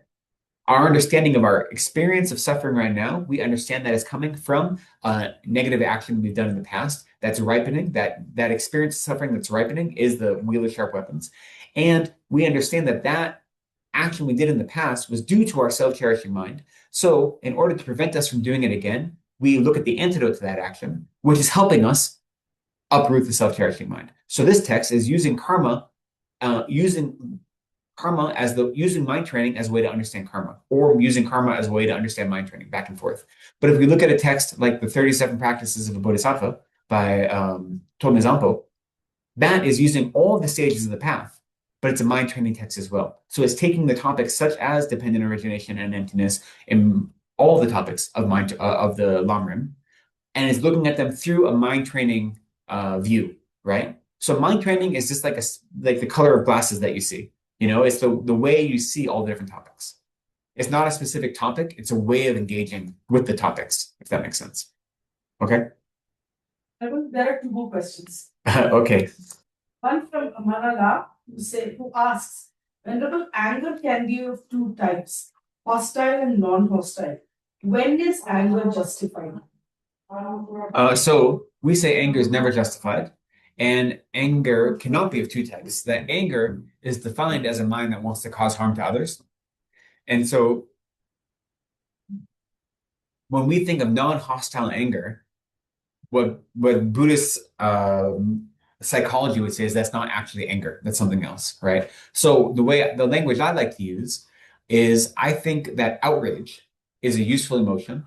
And outrage, I think of as a type of compassion. So I define outrage as seeing suffering or injustice and wanting to eliminate that suffering or injustice. Not in yourself, but in someone else. Which, right? Compassion is the wish for others to be free from suffering and the cause of suffering. So if I see a system of power or a person engaging in acts that cause suffering to others, engaging in acts of injustice or oppression or disenfranchisement, my wish to end that, I think of as outrage, which is a fierce type of compassion. Now, the problem is we mix that with anger. And we say, not only do I want to stop their suffering, I want to punish the person that's causing their suffering. Right? And we think of those two as the same thing, right? We blend them together. And that's the difficulty, is that we mix what I'm calling outrage with anger. Anger itself is always non-virtuous. So there's no such thing as non-hostile anger, right? There is outrage, and there may be other aggressive mentalities that are not anger, that feel like anger and are often mixed with anger. So what it is incumbent upon us to do is to not allow them to be mixed with anger. In the same way, we shouldn't allow our love to mix with attachment, right? Like, love is one of the four immeasurable qualities, but most of the love we have is mixed with attachment, whether that be sexual attachment or just attachment that I want something from you. Like, my happiness, my wish for your happiness is dependent upon what you're going to give me in response, right? So our love for other people or other sentient beings is often mixed with attachment. If we want it to be pure love, we have to get rid of the attachment. So if we want to engage in especially social justice work, which is something that's important to me, outrage can be useful. But if it's mixed with anger, it's always going to be non-virtuous. So that is how the anger itself, anger and hatred are the same in Tibetan and Sanskrit. Like, they mean the same thing. They're used interchangeably, right? Hatred and anger. So it's a mind that is defined as a mind that, like a mind that wants to harm others, right? So there's no such thing as righteous anger. There's no such thing as virtuous anger. There's no such thing as justified anger. It's always not justified. It's always harmful to self and others. More harmful to self than others. That's the important thing to remember. When someone is angry at you and harming you, right, they're causing more harm to themselves than others.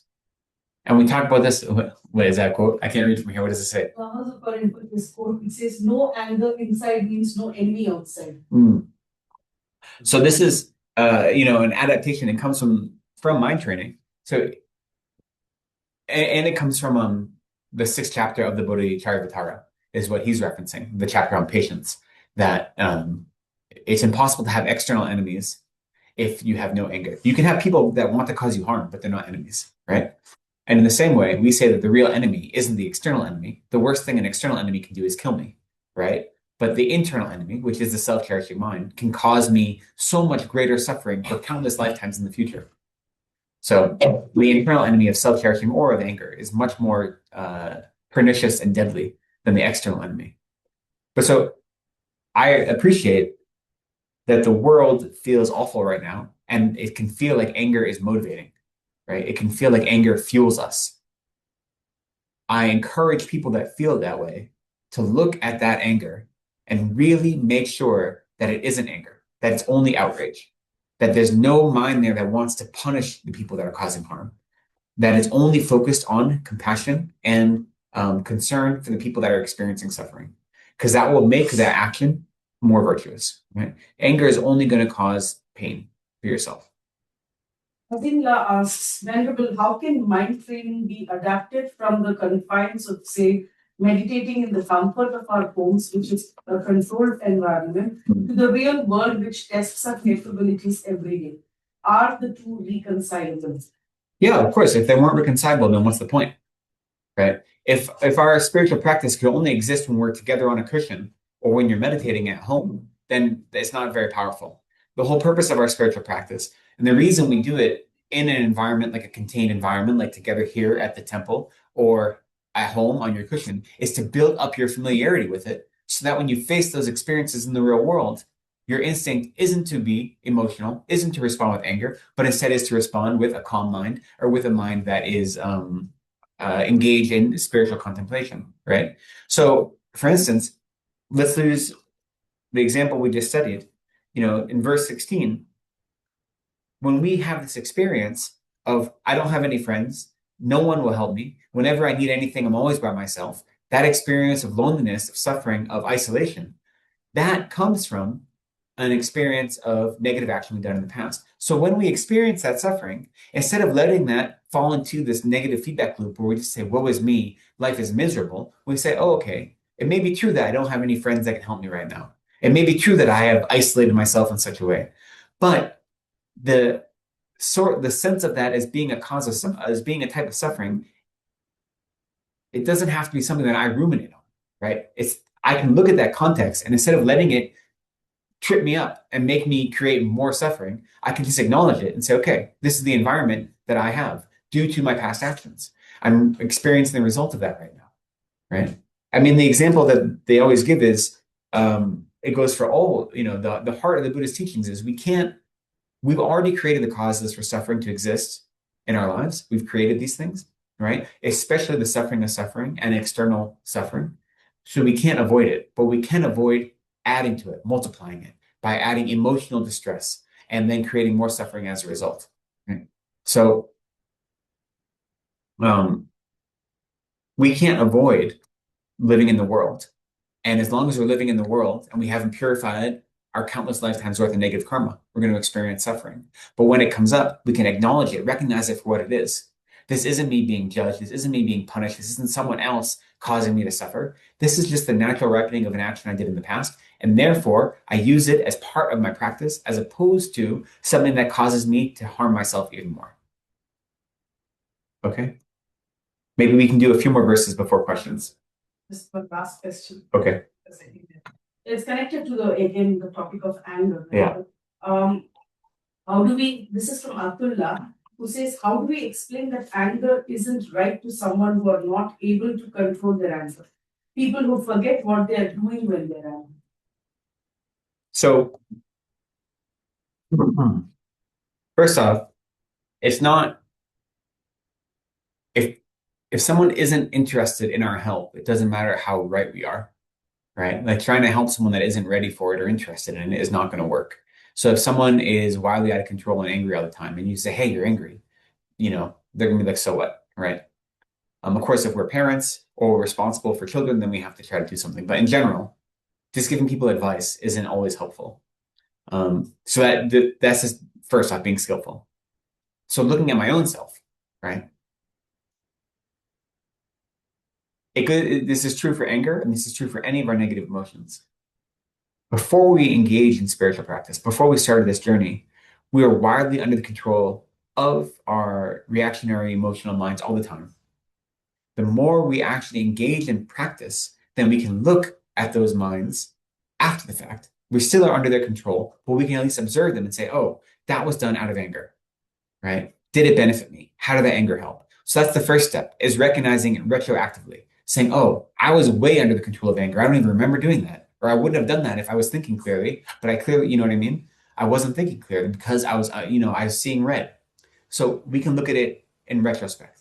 And then once we have some conviction in that, then we have a flavor of what that anger feels like when it's coming up, when it's actually being generated. And so then we start being on the lookout for it, and we can notice it when we start experiencing it. And as a result, instead of maybe shouting at someone out of our anger, we like the anger comes, but we notice it and then we stop, right? So that's the next step, is that recognizing the anger when it's generated and not allowing ourselves to be trapped by it. And then eventually the anger will stop arising or arising as strongly. So it's a sequential process.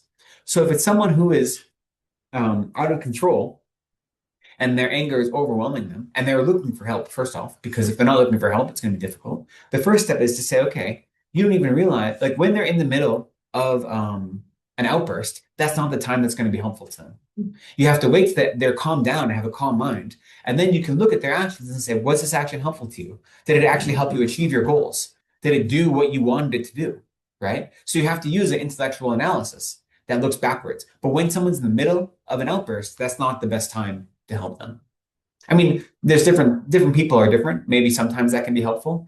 You have to try to find a way to diffuse situations, but that's going to depend on knowing a specific individual. There's no like panacea, right? There's no easy cure for that. But the important thing is if someone is seeking out help and seeking out your advice, then you have to look backwards and say, okay, you were acting out of anger here. Did it achieve the goal you wanted it to do? And is there another way you could have achieved what you wanted? Or did it just make you angrier? How often do you lash out at someone out of anger and it just makes you angrier, even when you get what you want, right? Because all anger does is just breeds itself. It doesn't actually get you your result. So when you're in the middle of an outburst, you don't realize that because you haven't allowed yourself to become familiar with anger or its antidote. But then you can look at it afterwards and then you see how foolish it was, how totally useless it was. And it's like that for all of our emotions, right? Or all of our reactionary emotional lines, that they're not helping us. They're giving us the promise of benefit, but really they're just hurting us. Okay, let's try to get through a few more verses. So we're on verse 17.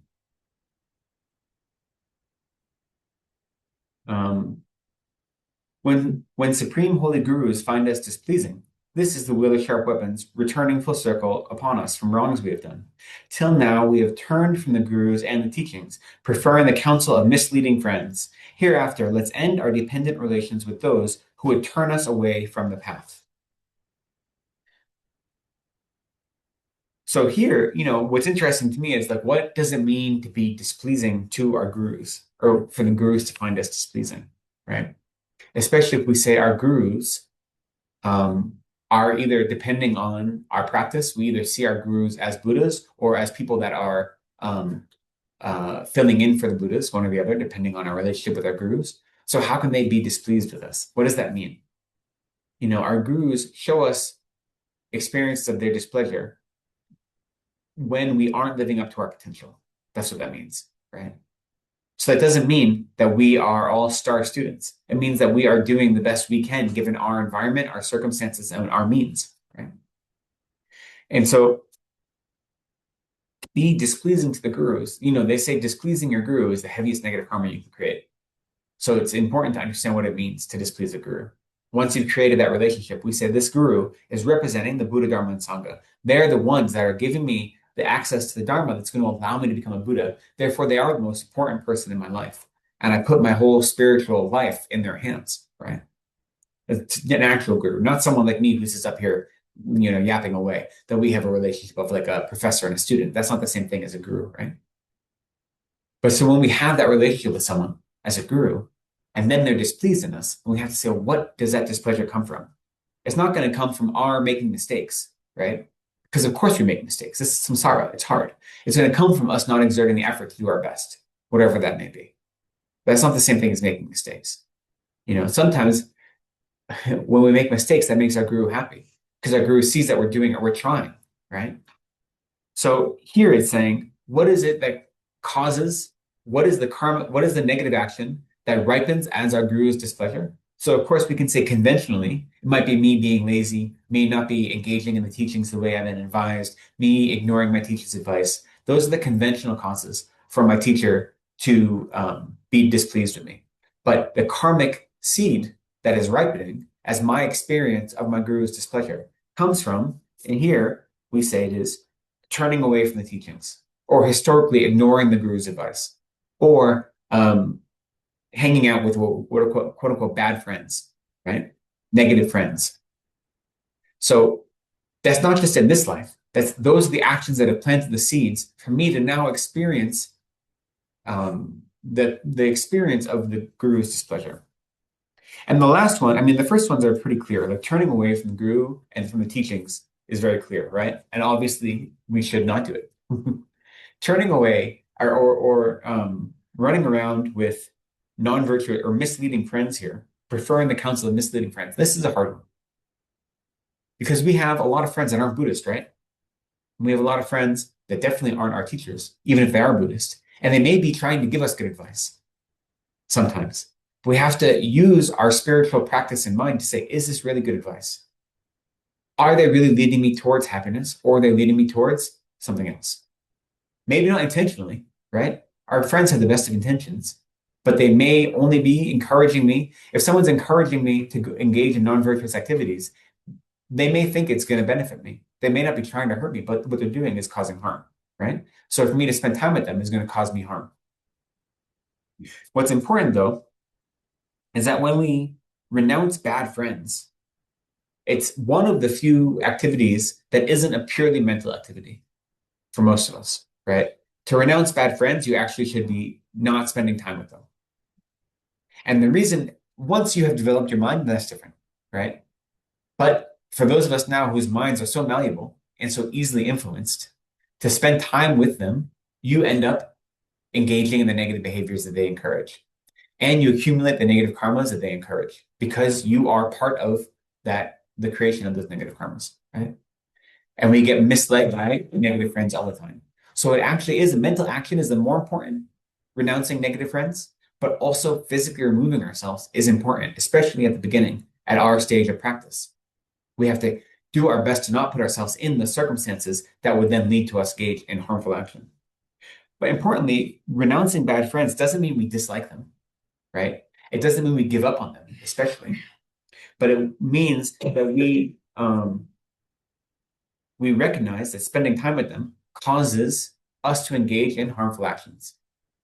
And therefore, they're leading us away from the spiritual path. So anyone who is giving us advice on the regular that is pointing in their own direction, that's someone we shouldn't be spending as much time on, right? Now, sometimes we can't avoid it, right? Maybe there are housemates, maybe there are coworkers, maybe these things. In that case, the mental renunciation is the most important. When you know that I can't avoid going to work every day and dealing with these coworkers, and I could eat my lunch by myself and ignore them, that would not be helpful, because I have to go see them every day. So I have to have conversations with them. Otherwise, I'm creating a more hostile work environment, right? So then, in that case, then you just use your common sense and you say your mind is renouncing them, and you're engaging in whatever you need to be to preserve a relationship and not add more hostility. But the important thing is renouncing bad friends doesn't mean disliking them. For me, that's the most important thing to remember. When you see someone who's a negative influence, you don't say you're a bad person, you're a negative influence. You just say, no, this is not helping me, right? Again, it goes to the whole thing where I look at my experience of karma and my experience of suffering, rather, as a result of negative karma, not as a punishment and not as a recognition that I'm a bad person, but simply as a recognition that I've engaged in harmful actions that have negative consequences, right? There's no guilt involved in that, right? There's the recognition that non-virtue results in suffering. And that's what I'm experiencing now. That's not to say I'm a bad person because I engaged in non-virtue in the past. I can't help the fact that I engaged in non-virtue in the past because I already did it. It's already done. What I can help is not doing it more in the future to the best of my ability, right? So thinking I'm such an awful person, and flagellating yourself isn't actually going to prevent you from engaging in non-virtue. What's going to prevent you is transforming your mind into one that's always focused on benefiting others. That's what's going to help you.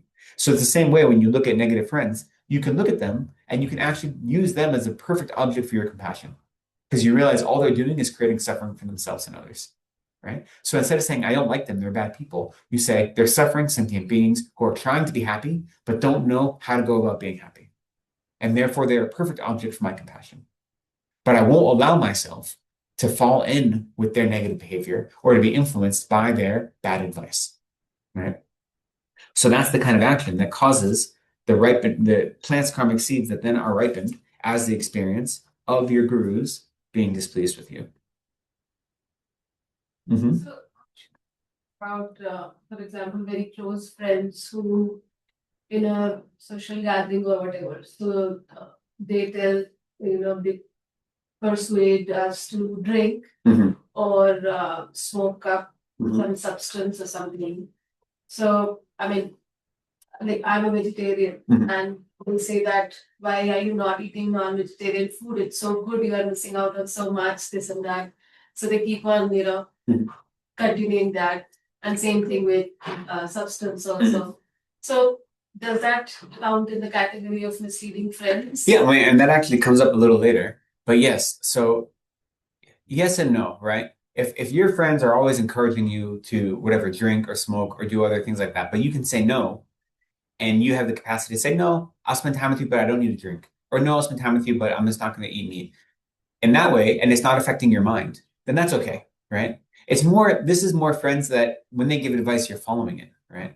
So in that case, if you're at a social gathering and all your friends are like smoking or drinking and saying you should do it, and you can say no, and it doesn't create a hostility towards them, sometimes being the sober person can like create hostility. If everyone else is drinking, they say, oh, you think you're better than us because this. So in that case, then not being in that environment is better if it's going to create hostility. But if you can say, no, I don't need a drink, that's okay.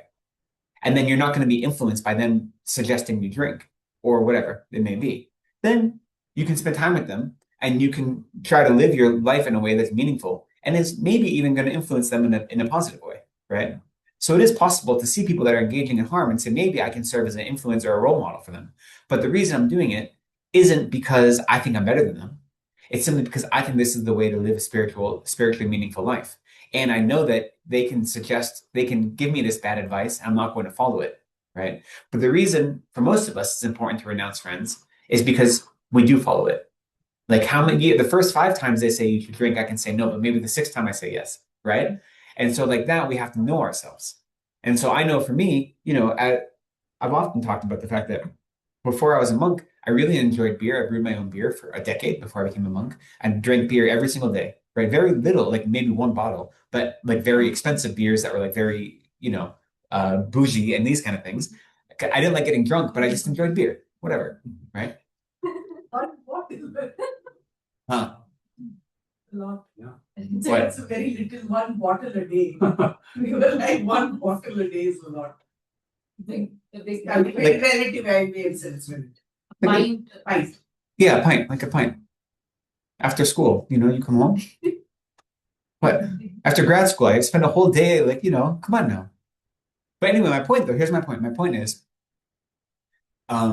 so I had a healthy relationship with alcohol, right? Because I didn't like getting drunk and I never drank to excess. I had this and this, and it was just like now I drink coffee. I like coffee very much.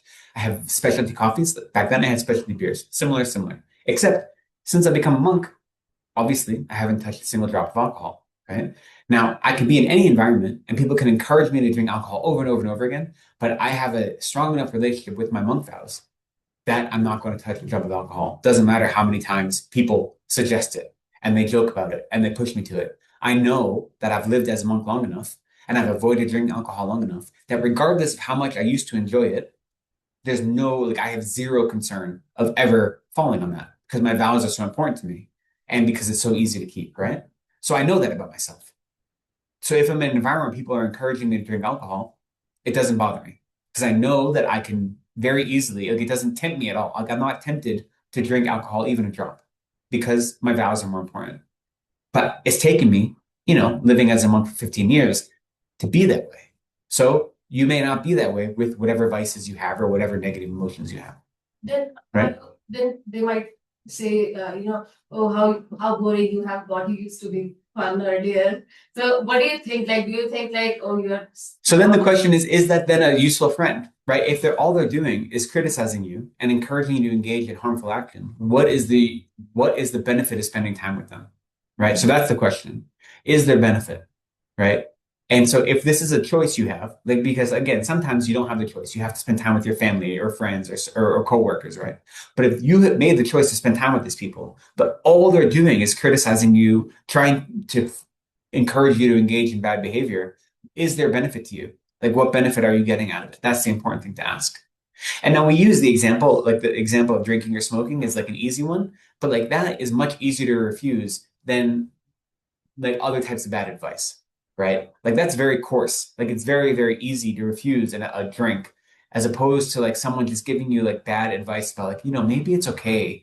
It's okay to be angry when someone does this, or it's okay to like, focus on yourself first. It's okay to only care about your own needs. That kind of advice sounds like good advice. Like most of the self-help industry is giving you advice like that. That sounds really pretty, doesn't sound destructive, but according to our spiritual understanding, the Buddhist understanding is destructive. That is much more insidious than someone telling you to drink. Offering you a beer is like an easy example, but it's much easier to refuse. But you have to know your own mind and you say, what's the benefit? Like, what am I getting out of this relationship with these people? And if you can say, maybe I'm not getting anything except it's a chance to practice patience and maybe I am having a good influence on them, then okay, maybe there's benefit there, right? Maybe. But you have to be honest about yourself, about why you're doing it. And if you not spending time with them causes them to then say bad things about you, then that insult, is that hurting you or is it hurting your self-cherishing mind, right? So you have to it's a matter of what we are devoted to. And if we're devoted to a spiritual life, then sometimes that means giving up worldly life, right? If spending time with them is really fun and you do get a meaningful experience out of it, then you say, okay, how can I do that in such a way that doesn't cause me to deviate from my spiritual goals and my aspirations? Right? You just become the friend that says, what are you doing? And like, they tell us, what are you doing? If that is a useful type of relationship, right, that is beneficial, then great. It's just that sometimes that isn't a useful type of relationship. Sometimes being that friend all the time is exasperating and exhausting, and you burn out, right? So you have to see what's best for you, what can balance your own spiritual aspirations and then your environment, Okay, maybe we'll leave it there because, no, we have time for one more, I think. Do we have any more questions before I do one more verse? No questions. Okay, so let's go ahead and do one more verse. And then because it's getting close to time. So verse 18 says, when unjustly we are blamed for the misdeeds of others, and we are falsely accused of flaws that we lack, then we are always the object of verbal abuse. This is the wheel of sharp weapons, returning full circle upon us for wrongs we have done. Till now we have despised and belittled our gurus. Hereafter, let's never accuse others falsely, but give them full credit for the virtues they have. So you can see a lot of this whole section is dealing with, for the most part, experience of suffering that have to do with negative actions of speech, right? And so here, the experience of suffering that we have is when others blame us of things for misdeeds that we haven't done, right? So when we're falsely accused of things. And of course, that hurts our pride. That hurts our ego, right? This isn't talking about like me being falsely imprisoned or something for someone accusing me of a crime. This is about my ego being hurt for you saying, hey, you're bad at this or whatever it may be, right? And so why do people say unjust things like that to us? It's because in the past, we have spoken poorly of our gurus, we have belittled the teachings, and we've lied about others, right? So instead, we should always give full credit for what virtues they have. So this is going back to the idea of the utility of seeing others' faults isn't, there is no utility in seeing others' faults, but being able to identify their virtues is incredibly powerful. So when there's someone that's causing you harm, if you can identify a virtue in them, that's much more powerful than identifying their faults, right? And if we look at the 8 verses of mind training, right? There's a verse that says, when someone critiques me in front of others, I'll hold them up as my guru, right? And I'll proclaim their good qualities. Okay. So we should always be seeking out others' good qualities. That's really important. And again, we have to be smart. If us proclaiming their good qualities is just going to feed their ego and cause them to engage in harmful actions, then we don't have to be so loud about it. Okay. But for our own inner practice, we should always be seeking out others' good qualities. That's far more powerful than seeking out their bad qualities, right? And it's not our default mode for most of us because we are cynical, because we experience suffering in such a way, we experience samsara in such a way that we think it is our responsibility to bring samsara to others. That's what it feels like, right? When other people have some sort of happiness, we're jealous of their happiness because we want it, because we're suffering. And so we're always looking for faults, not looking for good qualities. And so looking for good qualities in your gurus or in, good people, that's easy. And it's useful, more useful to look for good qualities in people that are harmful to you, right? Because that helps, again, mind training is looking at your self-cherishing mind, trying to uproot it. So if you're actively doing something that gives me an experience of suffering, and then still I can look at you and say, but there's this good thing, right? Doesn't mean I have to say it out loud, but if I can recognize it at least, then that is not giving my self-cherishing mind the space it needs to blossom and grow and have an exaggerated reaction. Right? So understanding the relationship of the action of accusing others falsely or belittling others, despising others, speaking poorly of others, being the cause for us then experience very, very similar things in the future will help us to avoid that action and instead do its opposite, which is seek out others' good qualities. It's hard. It's really hard. I do my best. Whenever, it's hard to see the good qualities of someone that is criticizing you, especially if someone comes to you for advice, right? And they say, this person is causing me all this harm in this, and this way. It's so easy to only look at the harm they do and not look at their good qualities or their potential good qualities, which is why for me, I always start with their Buddha potential. The fact that all of us, every single sentient being has the same capacity to become Buddha. I start there. Like that's the baseline, right? They may not be acting on it in a meaningful way, but they have that capacity. And therefore, they're deserving of happiness. No one deserves suffering, right? I don't deserve suffering. No one deserves suffering. We experience suffering as a result of the actions we've done in the past. So when I see someone suffering, they don't deserve it, even if it is the result of their own actions. And when I see someone causing harm, so I know that what they're doing is creating more causes for suffering, whether that harm that they're doing is towards me or towards people that I care about or towards strangers, I can instead look at their suffering and use that as a way to connect to them, realize their humanity, their Buddha potential, and then say, okay, they have to have some good qualities. Or I have to try to find out some good qualities in them. His Holiness always says, at best we help others, and if we can't help, at least we can do no harm, but we can always help. He often adds, but we can always help. It's very similar to this, right? If you don't have anything good to say, you shouldn't say anything, which is like, that's not a Buddhist thing. That's just like, like grandmother's common sense. If you don't have something nice to say, then you shut your mouth. But probably can find something nice to say if you try, right? I think a lot of this practice, especially these kind of things, looking for the good in others, trying to avoid looking at their faults, trying to recognize that your environment, develop a mind of contentment and joy with your environment, whatever it is, a lot of these things, they feel forced at first. It's going to take active work where you're doing this and it feels like you're making it up. It feels like I'm playing a game.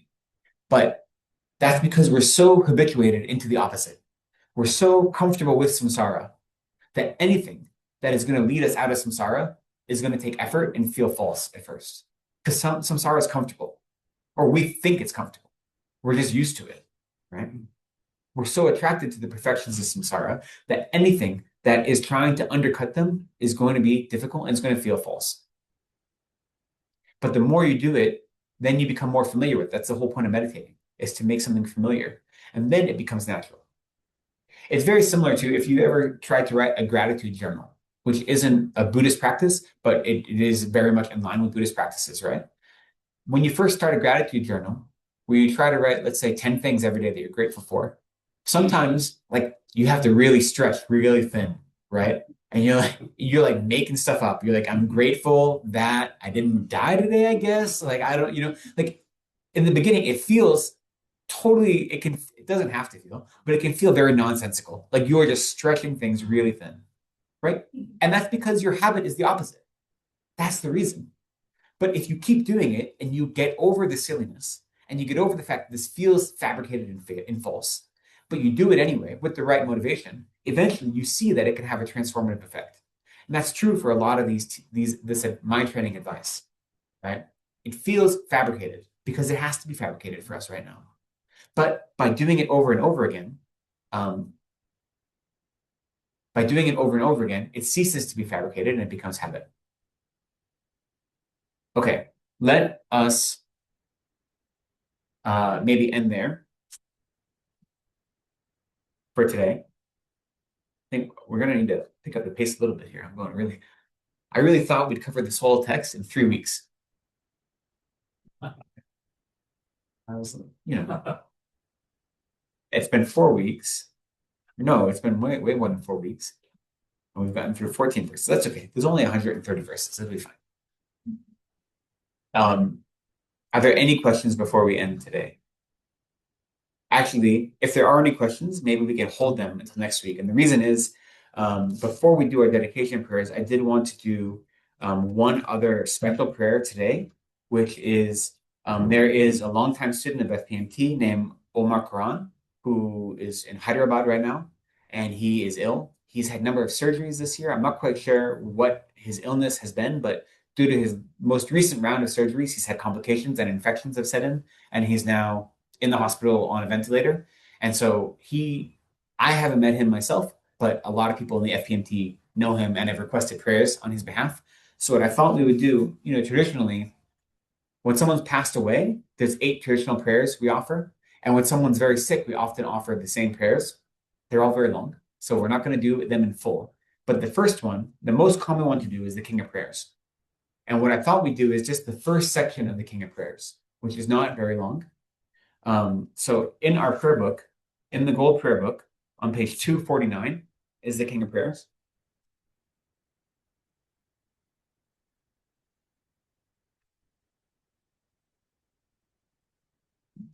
And so what I would like to offer is all the way until page 251, the first verse on page 251. Okay. So that's the first section. And what that first section does is it's going through all of the 7 limbs of a 7-limb prayer. And then the rest of the King of Prayers is repeating the 7 limbs so much more extensively. But those first few verses, however it may be, like a dozen or so, is the condensed version of the 7-limb prayer. And then it goes more extensive. So what I'd like to do is just offer a recitation just of those first verses. And we can do it specifically with the mind that it is dedicated to the swift recovery of Omar Quran, that he and his family and his loved ones may experience relief from suffering as quickly as possible, both physical suffering and mental suffering, that whatever karma is playing out may ripen in the least harmful way possible, and that he and all of those who care for him may continue to feel the blessings of the Buddhas and Bodhisattvas in their lives and continue to engage in heartfelt spiritual practice. So we'll offer these few verses. I bow down to the youthful Arya Manjushri. You lions among humans, gone to freedom in the present, past, and future, in the worlds of the 10 directions, to all of you, with body, speech, and sincere mind, I bow down. With the energy of aspiration for the Bodhisattva way, with a sense of deep respect, and with as many bodies as atoms of all the world, to you, all Buddhas visualized as real, I bow down. On every atom are Buddhas, numberless as atoms, each amidst a host of Bodhisattvas, and I am confident the sphere of all phenomena is entirely filled with Buddhas in this way. With infinite oceans of praise for you and oceans of sound from the aspects of my voice, I sing the breathtaking excellence of Buddhas and celebrate all of you gone to bliss. Beautiful flowers and regal garlands, sweet music, scented oils and parasols, sparkling lights and sublime incense, I offer to you, victorious ones. Fine dress and fragrant perfumes, sandalwood powder heaped high as Mount Meru, all wondrous offerings in spectacular array, I offer to you, victorious ones. With transcendent offerings, peerless and vast, with profound admiration for all the Buddhas, with strength of conviction in the Bodhisattva way, I offer and bow down to all victorious ones. Every harmful action I have done with my body, speech, and mind, overwhelmed by attachment, anger, and confusion, all these I openly lay bare before you. I lift up my heart and rejoice in all positive potential of the Buddhas and Bodhisattvas in the 10 directions, of solitary realizers, hearers still training and those beyond, and of all ordinary beings. You who are the bright lights of worlds in 10 directions, who have attained the Buddha's omniscience through the stages of awakening, all you who are my guides, please turn the supreme wheel of Dharma. With palms together, I earnestly request, you who may actualize parinirvana, please stay with us for eons, numberless as atoms of the world, for the happiness and the well-being of all wanderers in samsara. Whatever slight positive potential I may have created, by paying homage, offering, and acknowledging my faults, rejoicing and requesting that the Buddhists say and teach, I now dedicate all of this for full awakening. So we dedicate. So now let's do a full dedication on page 36, our regular dedication prayers. And so as we dedicate today, having done special prayers as well, we realize that we've accumulated some merit today through our practice of study and exploring the teachings of the Buddha together. And instead of keeping that merit for ourselves, we generate the wish that that merit might ripen on other sentient beings, that they might experience the bliss of Buddhahood, so they might be freed from all suffering. That Omar and his loved ones, as well as all who are experiencing illness, may be quickly freed from their distress, both physical and emotional distress, and may be freedom from worldly suffering. That all those who are hungry may experience freedom from the suffering of hunger. All those who are unhoused, all those who experience any type of worldly suffering may experience freedom from that suffering. That we ourselves may quickly become Buddhas so that we might be of maximum benefit to help liberate them from their suffering. So we dedicate whatever merit we've accumulated in this way, especially thinking of Omar today, as well as any others who have asked us to pray for them, but ultimately wishing to benefit all sentient beings and dedicating our merit toward that end. And so we'll recite the dedication prayers on page 36, the first two verses in English, then we'll repeat the second verse in Tibetan, and then we'll offer the short long life prayer for His Holiness Dalai Lama. Due to the merits of these virtuous actions, may I quickly attain the state of a Guru Buddha and lead all living beings without exception into that enlightened state. May the supreme jewel of bodhicitta that has not arisen arise and grow, and may that which has arisen not diminish, but increase more and more.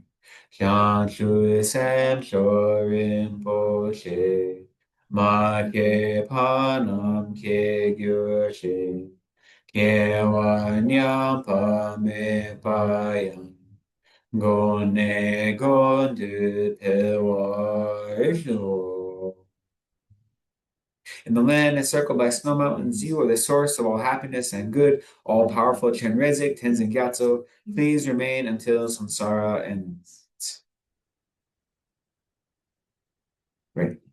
Thank you so much, everyone, for joining us today. I appreciate all of you. Thank you. On behalf of everyone gathered here and online, there are nearly 17 people online. I thank Venerable Gyalten Lekden for coming here and teaching us on the wheel of sharp weapons. It was definitely very, very interesting and there were meditative points for me personally. And I also would like to thank Dr. Jyoti Sriram, who has sponsored this weekend's teaching on behalf of her deceased mother, Srimati Nalina. Thank you so much, Dr. Jyoti Sriram, and thank you all. Tomorrow morning, we're going to be having continued teachings, and this is for all people, beginners, intermediate, advanced, on a wonderful text that we hold very close to our heart at Choe Khor Sum Ling, which is called, it is by Acharya Shantideva's A Guide to Bodhisattva Way of Life. Please come it starts at 10 o'clock. Please be here by 9:30 and then join us, and the teaching will go till 12:30. Tell your friends, please be here online as well. And if you can come to the center, nothing like it. Thank you. Thank you.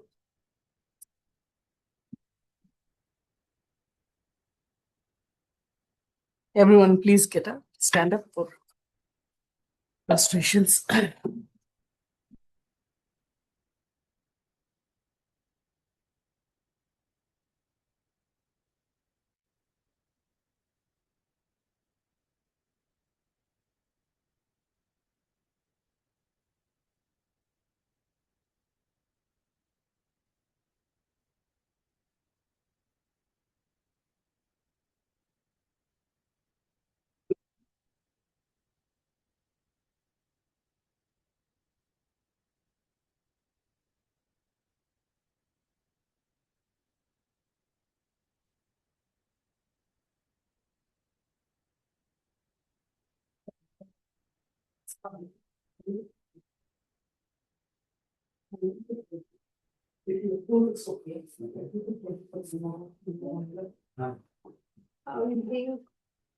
You think 2 weeks back?